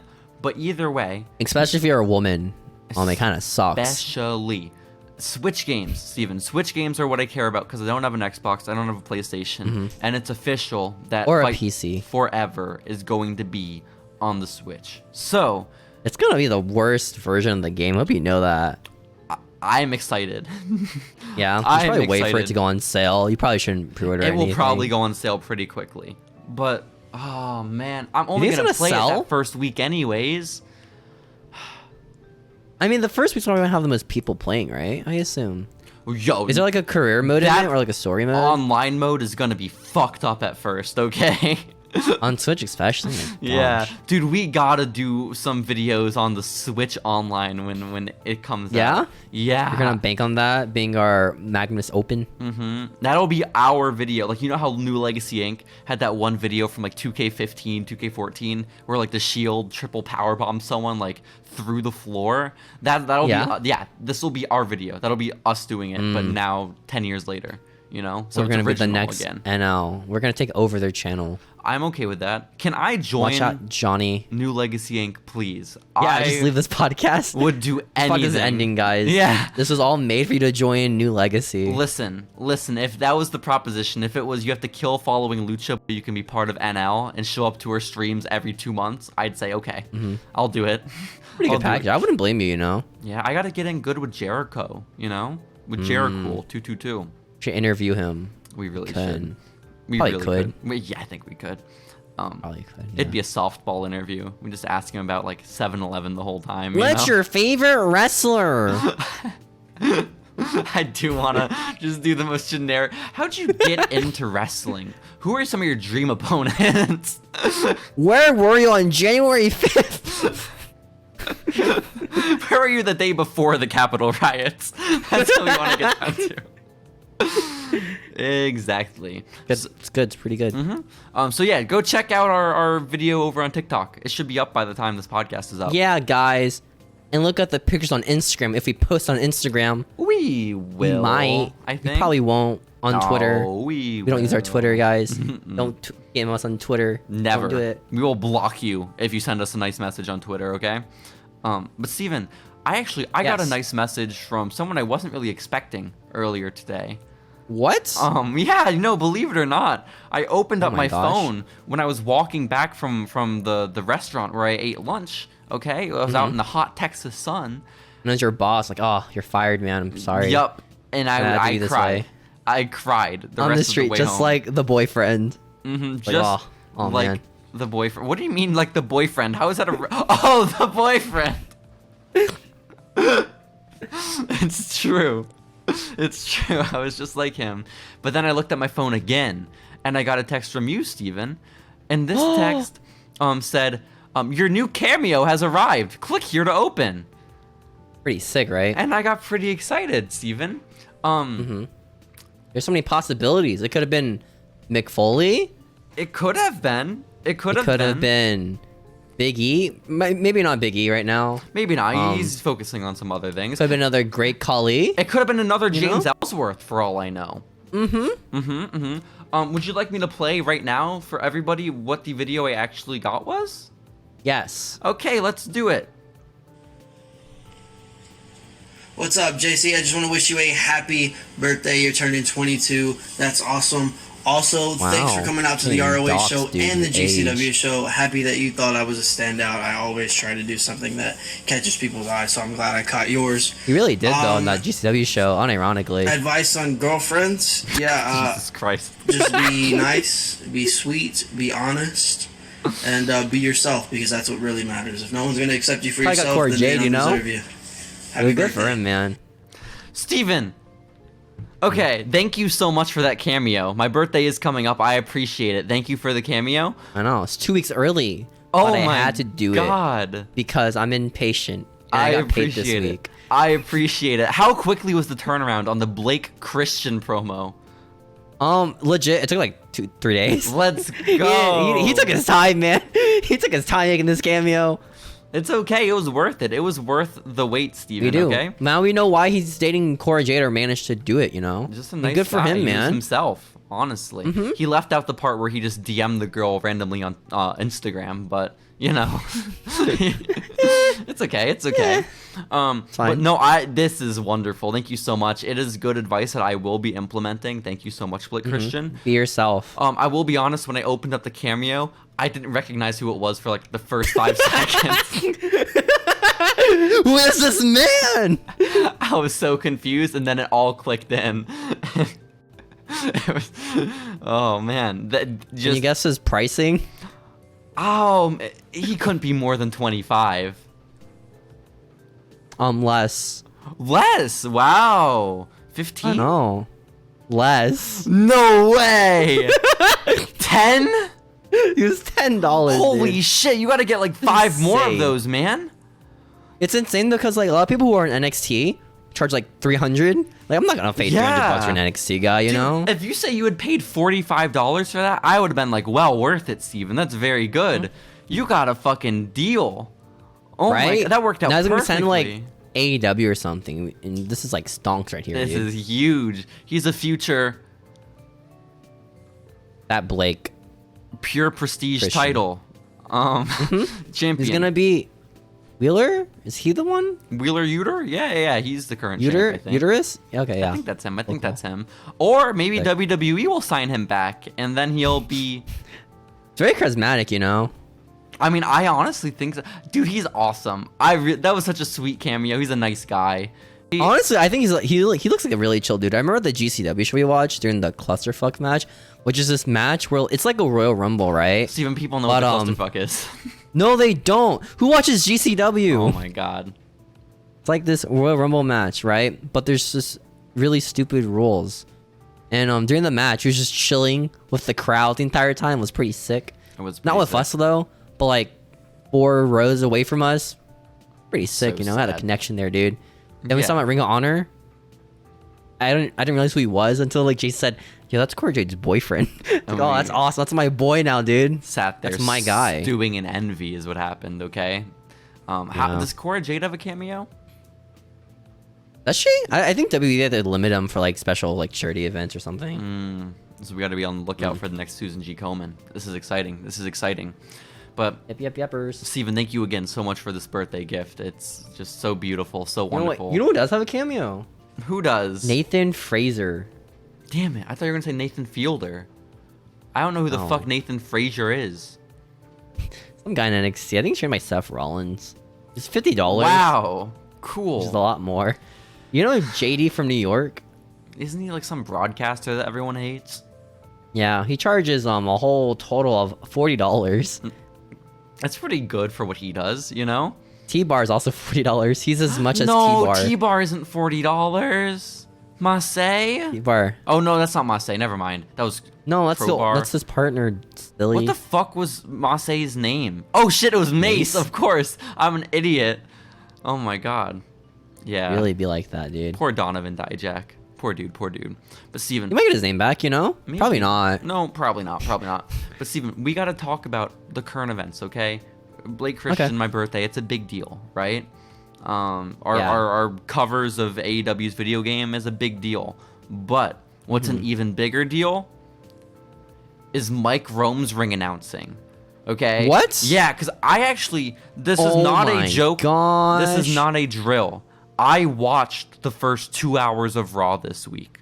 Oh my gosh! I know. And my biggest takeaway was about Mike Rome. If that was awesome. I like him because he watches Power Rangers. Yo, I think he's kind of sick. To be honest. I think he is kind of sick. I honestly can barely tell the difference between him and Tom Phillips in appearance. I can't tell voice. the difference between like most commentators or like casters. To be honest, that like, new dude on Raw wrestling. has the most generic voice I ever heard in my life. Is it like Jimmy or whatever his name is? Is he the guy's like, how can Cody beat Seth, guys? He hasn't wrestled since. He's the guy who's not Byron and not Corey. He's that guy. Okay. He's not boring. He's not less boring. It's crazy, dude. Exactly. And so I like Corey. Are you calling Byron boring? Maybe. That's so hurtful. Byron's incredible. Byron's awesome. The Saxonator? Yeah. Have you seen his finisher in NXT? I have not, no. It's like I have seen it, like the reverse overdrive. It's like half Nelson like facebuster, right? Something like that. Fuck, it's so bad. Crazy. It's terrible. It's terrible. But it's pretty sick. It's pretty sick, honestly. The Saxonator. Very sexy. I like all the times where Corey Graves has made like vague death threats to Byron Saxton over the years, you know? Right. Like when he says, wait, I think there was one time Bailey came out and Byron was like, my heart is beating out my chest. And Corey Graves just said, I wish it would stop. Which is on SmackDown. Just really hurtful. And then there was like, he's so brutal. One Thanksgiving episode where like, it was like one of, you know how they do all the gimmick like food matches? It was like a Thanksgiving Day street Thanksgiving fight. stuff, yeah. Yeah. And Byron was like, oh my gosh, it's all Thanksgiving themed. Where are the pilgrims? It was some stupid shit like that. Is that what he said? You're gonna murder me instead. Oh, wow. No, Corey said, I wish the pilgrims would have shared their blankets with you. Which is just, it's very hurtful. The implication being you get disease and die. Yeah. It's so mean, so rude. But that's how he gets Carmella, dude. It really is. So mean. Just being a bully. I get it. You know, the girls Listen to never their podcast, go for guys. the nice Talk about guys. sex on it. Okay, unless you're awesome. a beautiful man like Blake Christian. You know, like the girls just want the bad guys. You know, it's unfair. That's honestly. crazy. It's unfair. Alberto, that was a storyline in Total Divas. That he was the bad guy, the roster, the bad boy. Exactly. Even though he was like married at the time with children. Married and fucking 45 years old. Yeah. He's a bad boy, guys. But Mike Rome, Steven. Mike Rome is here. He is not a bad boy. He's the perfect mix of bad boy and good boy, okay? And right. He is announcing Edge because Edge is making his return to Raw this past week, okay? And what? With no Vince in his earpiece, he is feeling confident. He is feeling frisky. And he decides to go all out. He says the N-word on commentary. That's crazy, dude. He got out of the ring, put his microphone down, and grabbed Byron's headset. No, he was ring announcing, and he did the Tony Chimel. He did the Rated R Superstar. But his voice cracked and he fucked it up so bad. Okay? It was really rough. And now he'll be known it forever that he's the guy who cracked during the star like that. But then I looked on Twitter because I wanted to see people making fun of him. Oh, they loved it, right? They probably loved it. Some people loved it, some were confused by it. But I learned that apparently for weeks now he's already been doing weird shit with Becky Lynch's entrance, okay? Because apparently whenever Becky comes out, he says, big time, Becky I know, like, sometimes Lynch. Mike Rome, whenever someone like has like an evil spiritual gimmick, he makes his voice all graggly, like the Judgment Day. Oh, that's badass. But no. With Becky, he calls her big time Becky Lynch, but says it in the weirdest fucking way. I love it. It's big time. Big time. It's really. You think if Sasha Banks comes out, Michael's still gonna say boss time? Oh, I hope so. I hope so. He has to. Boss time. He has to. He has to. But with Mike Rome, I think he hears other ring announcers doing stuff, right? Like Tony Chimel is meant to do Rated R Superstar, right? And like they're just like certain like what's his name? Who's the guy that used to work at SeaWorld? The guy who got fired because he said my lawyers are gonna sue you. What's his name? John Cena had that guy on AEW now, you know. Greg Hamilton. That's the guy. Yeah, that guy. The guy who had the cutout of the video game. I like how they still have him in the game too, like physically. They just replace his face. Just don't show him. Yeah. But Greg Hamilton, when he does like he is the perfect 10, or the Shinsuke entrance is great, okay? But point is Shinsuke. Yeah, it's perfect. But ring announcers have their own things that complement their voices. Mike Rome has heard them do the things that complement their voices and has no regard for what complements his own. And so he tries to imitate these things that his voice is not capable of, i.e. the Rated R Superstar, which he just can't do. He just, I don't think he realizes that his voice has limits. Dude. I guess. I love him. Maybe he needs like a voice coach, you know? He really does, though. I don't know what he was doing before this. You think he would have one if he became like announcer? No, maybe he does. And we're just shit talking him for like no reason. You gotta be pretty. You gotta be pretty on TV. No, well, I'm not an asshole. It's just dude does some crazy ass shit and his voice isn't supposed to. You know? It's. You don't have any other news this week? Nope, it was just Mike Rome. Just Mike Rome. Yep. I have a big story, dude, okay? Okay, lay it on me, Steven. Yo, Emma, former WWE wrestler, Impact wrestler, Instagram model, Instagram influencer. She announced that she's dating a WWE superstar now. Superstar? Which superstar? Which superstar? Guy with really big nipples, right? Cesaro. I bet. No, I wish. Shit. I think he's married, actually. Pretty sure. It. Fuck. Emma's dating Madcap Moss. Oh, apparently. Shit. Which is, like, insane to me. Let's go. I mean, I'm gonna be honest. Madcap Moss is, like, fucking humongous, you know? Hell yeah, good for them both, dude. How do they meet, Emma and Madcap Moss? This is so exciting. Good question. I think maybe Florida. Just wandering around Florida. I get that. Because I assume every wrestler lives in Florida. It makes sense. When are we gonna move to Florida? If we go on the Jericho cruise, we have to go to Florida. You're right. We just have to pay like $1,000 for ourselves, you know? Are we gonna meet the love of our lives on that cruise, Steven? Yeah, you think? I think so. Oh my god, imagine the smell, dude. It's gonna suck so Yo, much. listen. I'm not gonna swim in that pool. I'm gonna be honest. Ew, no. That'll be the one place where I feel confident not wearing a t-shirt. Okay, that's the one place where I can body positivity all the way. What do you mean? I'm body shaming. You're just like the guys who body shame Adam Cole, dude. All right, people like you disgust me. Listen, it's not fair. Everyone, no matter who you are, you can be Madcap Moss, and at a certain angle, you're gonna look fat and ugly. It's not fair when people use those Madcap Moss. You're gonna see abs everywhere, dude. No, that guy shows like a Greek god, dude. No, oh my gosh. I'm sorry, I didn't mean to Finn, dude. Like that. There's no way Finn looks like he weighs more than like 2 pounds, bro. There's no angle where Finn looks bad, okay? They're really. Dude, Finn looks great from every angle, dude. Like a circle. That guy's crazy, dude. Like a circle. That should be his nickname. A cute angle? He's always a cute dude, okay? Oh my god, honestly. It really is. Is that covered the up news story? His beautiful thighs. No, don't remind me, okay? Don't remind me. Yo, you know what would be great, Steven? Just a complete waste of time, but would be really funny? Is if someone went through and they deep faked his thighs onto all his matches where he's wearing leggings. It's gonna start like a movement or something, like the Finn Balor stands on Twitter. I'm like, yo, bring back his beautiful thighs, guys, okay? We only refer to them as his beautiful thighs. Steven, we should. Come on, bring those Judgment thighs. I don't know how to do speaking of Judgment Day. Yeah? Did you see what happened on Raw this week?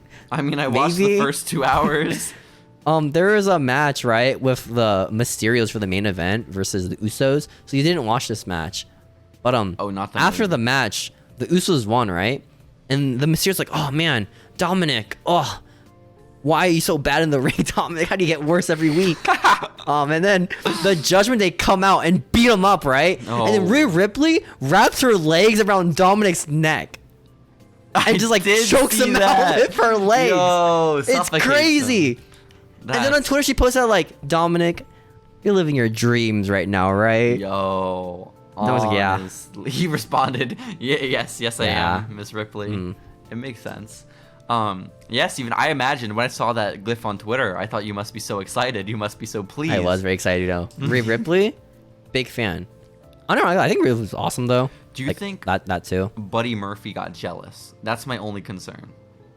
You know? Oh no, Buddy, not again. I don't imagine Buddy Murphy is secure in his relationship. You know, there's no basis for that. I mean, the guy is also like a Greek god. He is. He's just Australian. Actually, I take that back. He was with Alexa Bliss. He's got to be secure in his relationship, you know? Yeah. How does he go from Alexa to Rhea? That's like, not like, oh, one's a 10. Yeah, he's good for all the women, right? That's crazy. But like, that's just a wide spectrum of being attracted to people. Maybe it's because they're both Australian? Or no, she's New Zealand, right? Alexa is my favorite Australian. No. Oh. Rhea Ripley. Is she New Zealand or Australian? I think she's New Zealand. Maybe? Was it Tony Storm that was Australian? No, it must be one of them. Flipped. Something. Who cares? Who cares, I don't watch Steven? Raw. But I did watch. And by watch, put in the background, I mean SummerSlam, dude. Oh did you watch SummerSlam, dude? SummerSlam was fucking 5 weeks ago. What are you talking about? What? No, I didn't. It was last Sunday. Watch SummerSlam. What do you mean? It was so good, man. Unironically, pretty alright. Did you see the part where Brock Lesnar was on a tractor? He flipped over the ring. He tipped up the ring, and then you know what's a sign of like a really good commentator? When you get done with a main event match. He flipped the ring. No. When you get done with a really good match, and all Twitter is talking about is how good commentary was. That's gosh. Yeah, the sign of a great commentary team who didn't distract or take away from the match. Dang. Yes. Man, Michael must be so happy right now that Vince is gone from his headset. Even though he's like deaf, I'm pretty sure, Michael Cole. He's deaf? No. I think he's deaf. I think he's like partially deaf, like actually. It makes sense. Or Michael Cole, man. Did you ever, like, I don't know what interview it was, but Michael Cole was talking about how he used to be a journalist before he was in wrestling. And like, he like there was this like house fire that he was reporting on, and he like rowed a boat with his camera to like the middle of this lake where the fire was happening, and like he almost died. Awesome. What? Michael Cole's awesome. Hell yeah. He survived the Titanic, dude. That's great. He essentially did. But good for Michael Cole. Good for the coal miners, dude. They wouldn't have the coal miners if he died there. Exactly. And meanwhile, I'm looking at people I graduated with from journalism school, and they're making blog posts on Tumblr. Yeah. Being like, man, we gotta bring back the political parties. We like, really do. What's it? The Treasury. We gotta bring back the Treasury. We gotta bring party, back the Treasury, guys. Where to go? Yeah. But there's this kid I graduated with. His name is Ricky Reports. Okay. And good docs. Yeah. And he's like in a really big market. He's like in Tulsa or some shit, right? And wherever, or Kansas City, Tulsa, wherever the fuck he was. But there was flooding wherever he was reporting his story. And they called like the emergency crew to help them like get across the street. And so he filmed a video of the emergency crew helping him.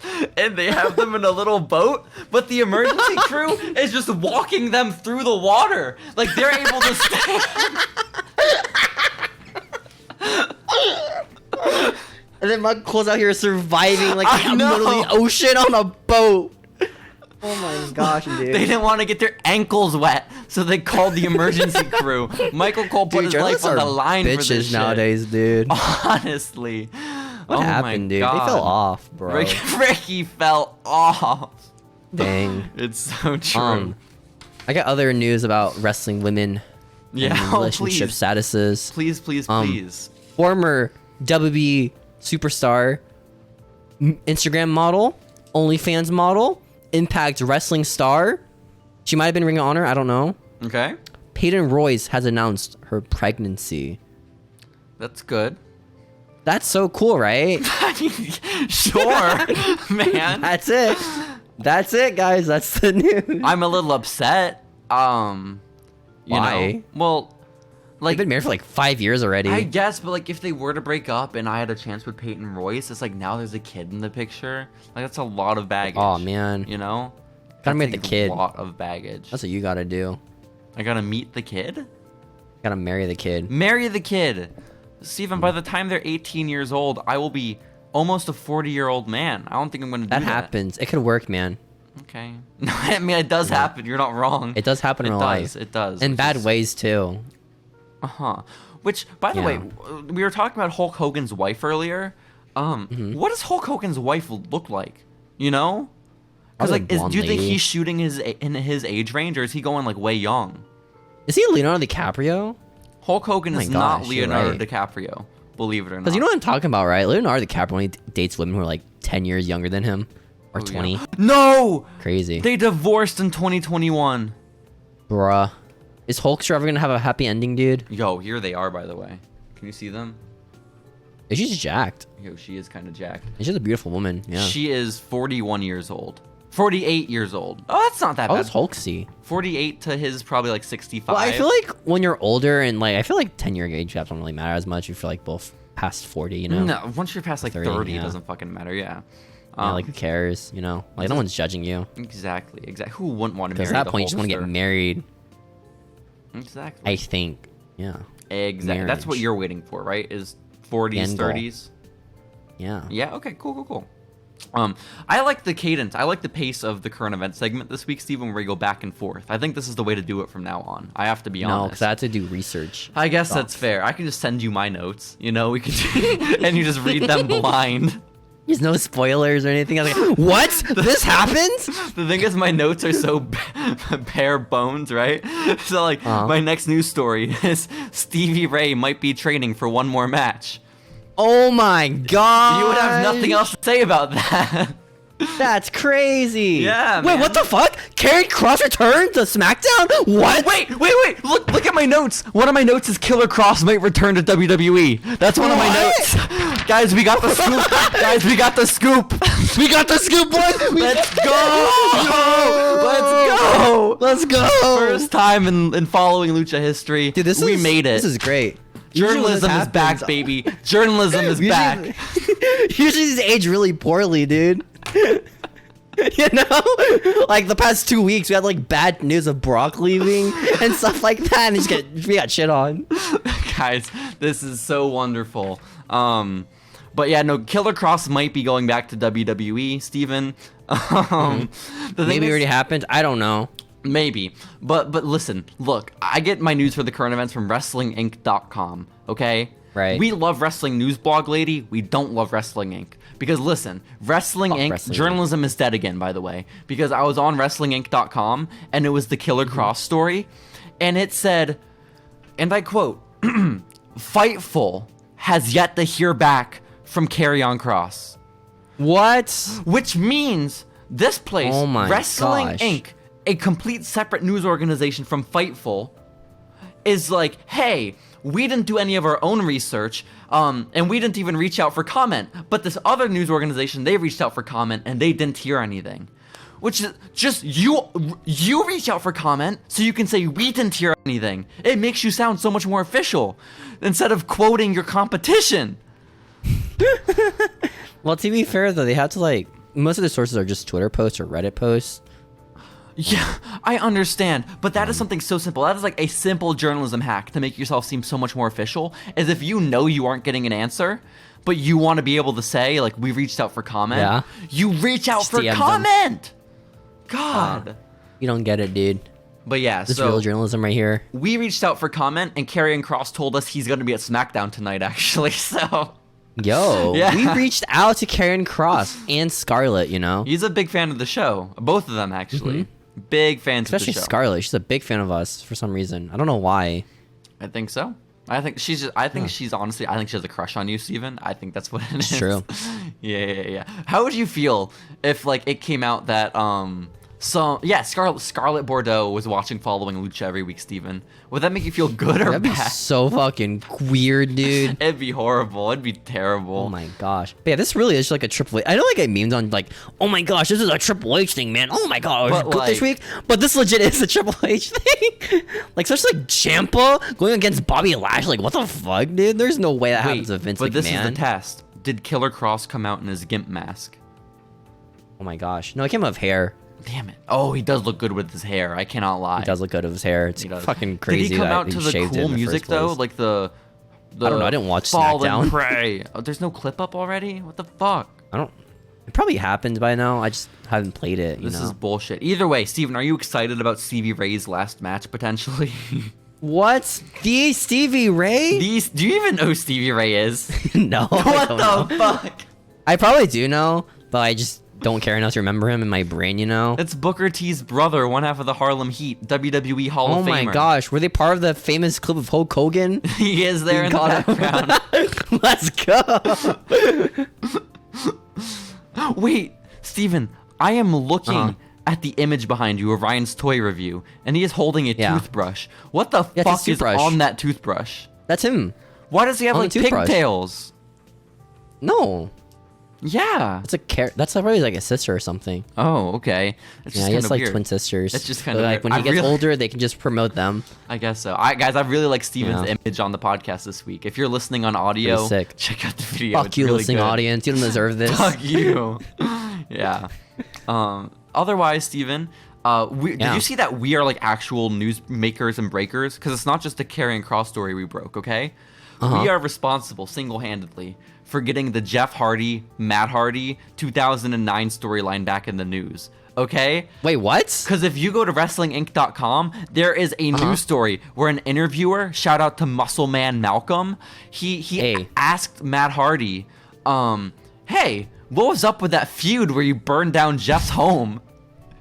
Bro's ripping us off, dude. Fuck him. Exactly. But he got the scoop, and Matt Hardy was like, oh yeah, so my brother's house burnt down and his dog died, and Vince wanted me to take credit for it. Let's make this a story, dude. Yeah. He said that he did not feel comfortable with it, but at the time he didn't want to like upset anyone, so he was like, okay, sure. Which is great news. Let me be the cuck in the storyline. Let me be the cuck. Let me be the dog murderer. Which I love. Dude, that has such a weird career. He's like a cuck, a dog murderer, an arsonist. Like what the fuck? A spiritual being. He's awesome. Matt Hardy is great. But fucking Muscle Man Malcolm is like our age, right? Like he's like a year or two older or younger than us. And so he was saying the same thing to Matt. Like, that was the first time I ever saw you. And I thought you were an insane person because you would kill your brother. I mean, he's not wrong, you know? It's what I thought too. Yeah. Honestly. I mean, this won't matter though when we get the scoop on Rhea Ripley and Duke just choking out people in public. Who's Duke? That's our shit, Jessamyn. No, you're right. That's our claim to fame, dude. Isn't there a guy in NXT named Duke? Right? The one who was like cucking. I think he's Indy Hartwell. Well, he's the guy. Is he getting cucked by Hart? I don't know. He like Hartwell and Sam Shaw were kissing, and then he and Persia Perotta were kissing or something. I think they did a thing where they referenced their partners getting offed. No. And they're like, oh, it's never gonna happen. That's and then so you walked sad. away from camera or something. That's so sad. How do you feel, by the way, about John Cena posting a photo of Max Caster on his Instagram? Yo, that's sick as hell. Cool. Yeah. Won't mean much, but it's cool. Yo, no, it means John Cena's AEW confirmed, all elite. What do you mean? Yeah. Well, this is intern doing it. Oh, you think the so? Cena intern. That would be the sweetest job in the world. John Cena's personal intern. But yeah, you just shitpost. That's all you do. Oh my god, that'd be sick as fuck. Oh my god. Do you think I can reach out to Cena and be like, hey, do you want to pay for me to live in your home? We have TikTok and we get maybe views sometimes. If you wanna Cena, we will edit your TikToks for you, John Cena. Okay? Free of charge for at least the first couple of videos. Okay? We just need exposure. We get paid in exposure. Exactly. Dude. And then if you could pay us with room and board, that'd be great. But like, you know, I want a car by the end of the year. John Cena, I want a car. You have until December. Yeah. I think any other news this week? No, but I hope John Cena's listening and he buys you a car. Oh, okay. This one's really fucking cool, dude. So remember, like, months back before WrestleMania happened, we made a review, or we made a storyline about the WWE. Was it the burritos? Were they the Smackadillas? Smackadillas, yeah. I forgot about the Smackadillas. We ate those. You know what's crazy about that? That they were really good? That they were, like, not bad? We ate it, right? Pretty good. But then after we ate it, after WrestleMania ended, we got a DM, apparently, on Instagram, like, yo, we at Smackadillas loved your TikTok, guys. We're going to host you on our Instagram page. And you're going to get a discount for free Smackadillas. I'm like, sweet. We get free Smackadillas. And then we couldn't use it because we weren't in the Dallas-Fort Worth area where it was usable. This is true. So that kind of sucked. But how is this relevant today in August former WWE wrestler, Ric Flair is opening a new pop-up restaurant called Woo Wings in 6 cities in the U.S., right? Okay. Can you guess the cities? Minneapolis. No. Shit. Fuck. So, L.A., Nashville, Huntsville, Jacksonville, Tuscaloosa. What the fuck? Tuscaloosa, Louisiana? And San Antonio. No fucking way. And you have to eat from Uber Eats. So guess what's happening, guys? We might be reviewing Ric Flair's wings eventually. The Woo Wings. If they're still here. The Woo Wings, guys. You should just order them now and keep them in your fridge. Yeah, that could work actually, theoretically. I mean, they would be so bad by the time we eat them, but it's okay. They'll be fine. It'd be a little soggy. I'll be down, Steven. I'll be down in Texas next weekend for my birthday. So but here's the problem, gamers. Is that my co-host here does not eat meat. So there might be a little problem. They don't have wings. They don't have cauliflower wings. No. Maybe. I love cauliflower wings. I could check Uber Eats right now. I don't want to have a premium Uber Eats account again because that shit drains your wallet. Why'd you have premium Uber Eats? One time, I was like during COVID, you know, like you. What does it get you? Like, you get discounted and free delivery. That's pretty good. That's it. Free delivery is very good. How much was it a month? It's like $10. So you just got to use it more than like twice, and you're good. Right, that's crazy. Yeah. But like, you're spending a lot of money though, because you're constantly using it. Is the problem? So it's like you're really spending more. Just get Schlotzsky's every day. Not even 10, like a $7 sandwich. You're good. Well, the fees and taxes and like tips, those add up, dude. Don't tip. Let's see. Following Lucha. We don't tip here. No, guys, do not tip your service workers. Okay. Okay. Woo Wings. Here's the menu. Buffalo. What the fuck does that mean? Tangerine, habanero, garlic parmesan. Yo. Lemon pepper. Yo. Fries. Fried chicken sando. Veggie sticks.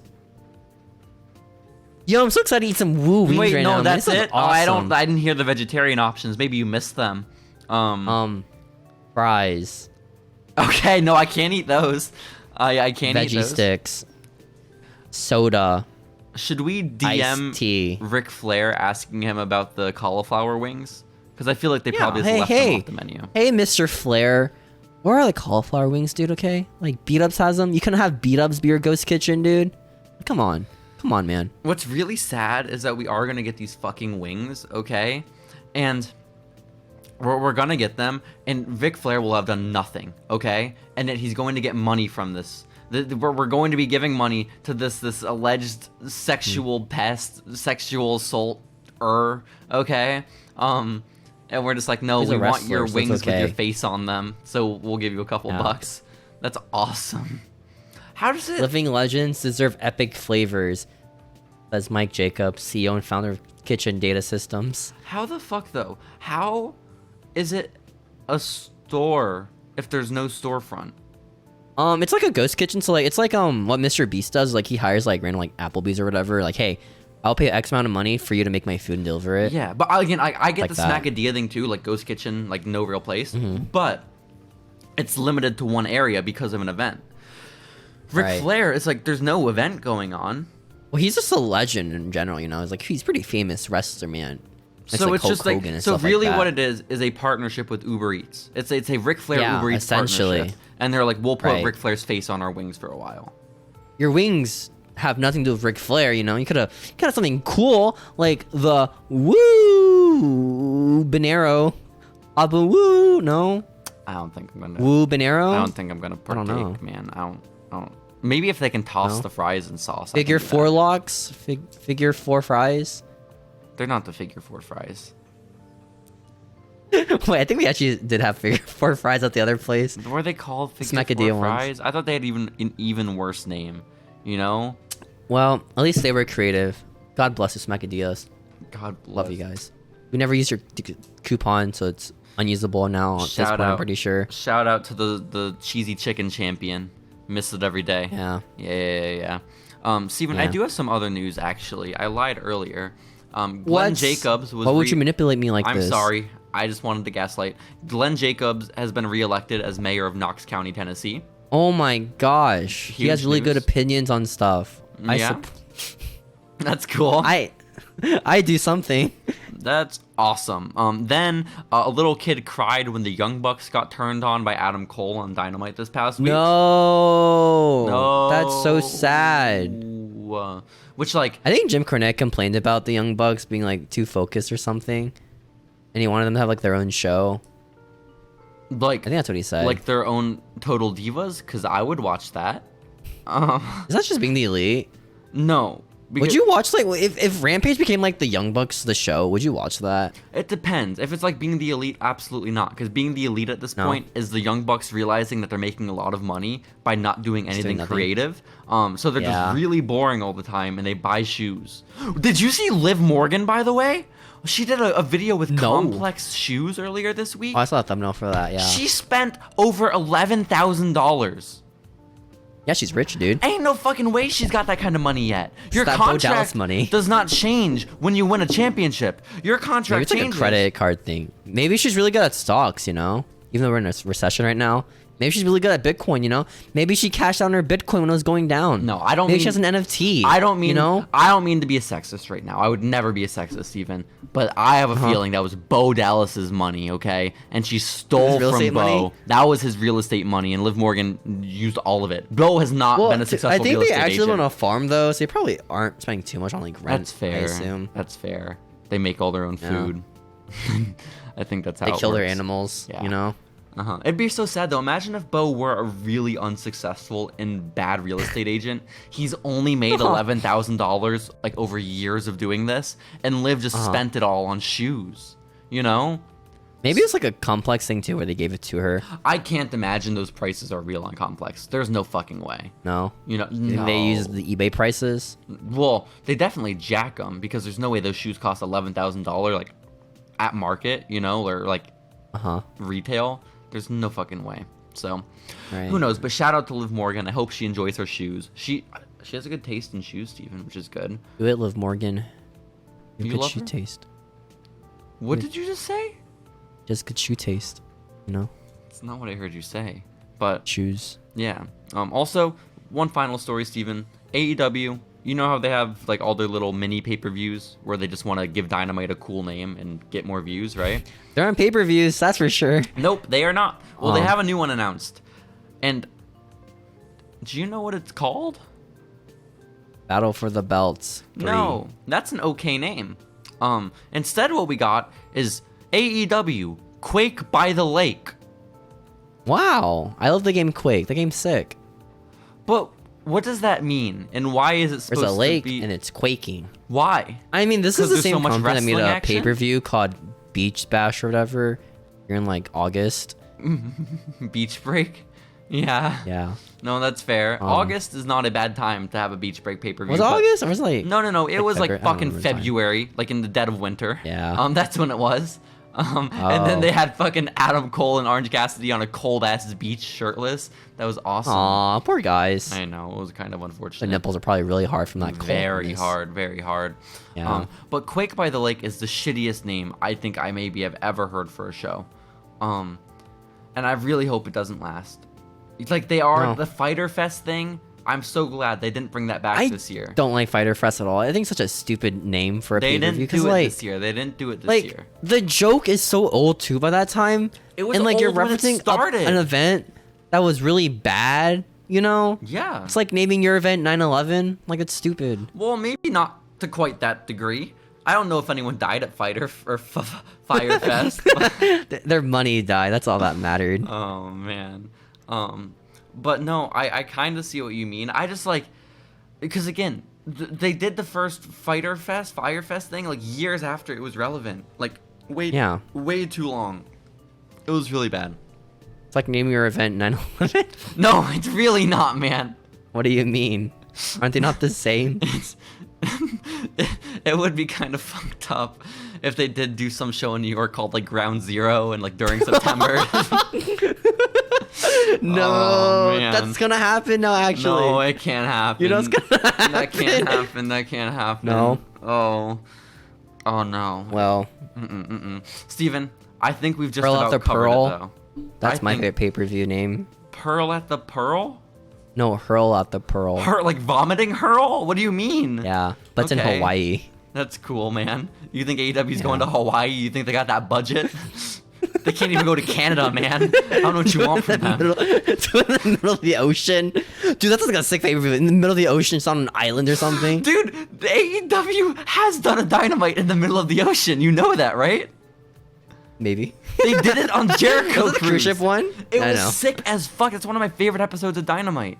That was awesome. It's just like a sick like camera angles, right? I assume. I mean, it was just cool looking. It felt very different and cool. All shirtless middle-aged men in the crowd. Yeah. Imagine the smell, dude. I could smell it already. I honestly, when you said shirtless middle-aged men, I couldn't tell if you meant the wrestlers or the fans. I really. Yeah, but well, any other news, or was this episode set off sail? I think the figurative sunset. I think we've just about wrapped it up. We can head there if you want to that figurative sunset. Right. Just goodbye, guys. Shout out to Wrestling News Blog lady. Go check her out. She's lovely. Just if you Google Wrestling News Blog lady, it'll come up. You know, it won't. But imagine on the Jericho cruise. You know, it'd be sick. You can meet us. You know, like, yo, aren't you the Following Lucha guys? Get your tickets. That's crazy. Now. We shouldn't announce this. We should make Jericho pay us to be on his cruise. You know, do a live Following Jericho, Lucha. give us money. What we should TikTok do, live it, dude. What we should do is we should just bring our microphones and shit and just do our own live Following Lucha there in the middle of the boat. just review random people walking by like, who's your favorite wrestler? It's who's your favorite theme song, dude? It's podcast but outside, but it's podcast on cruise. And the thing is, half of our interviewees would be wrestlers. That'd be sick as fuck, Steven. We gotta do it. We're doing it, right? Be like random men walking by. I wouldn't be able to tell the difference for a lot of them, I'm going to be honest. I'm kind of out of the loop with Ring of Honor at this point. Oh wait, no, Ring of Honor I'm not out of the loop with. They got bought. Ring of Honor doesn't exist anymore, dude. Yeah. You're pretty caught up. The t-shirt company, you're right. Okay, guys, we'll be back next week with more Following Lucha, keeping the lore of Lucha Underground, keeping you up. Well, we might not. We might be watching something else, but, you know. Keep it luchaing, guys. Wait, we won't, because we're not doing the wheel this week. No. We can't. That's so sad. Okay, well, we'll be back next week. Goodbye, guys.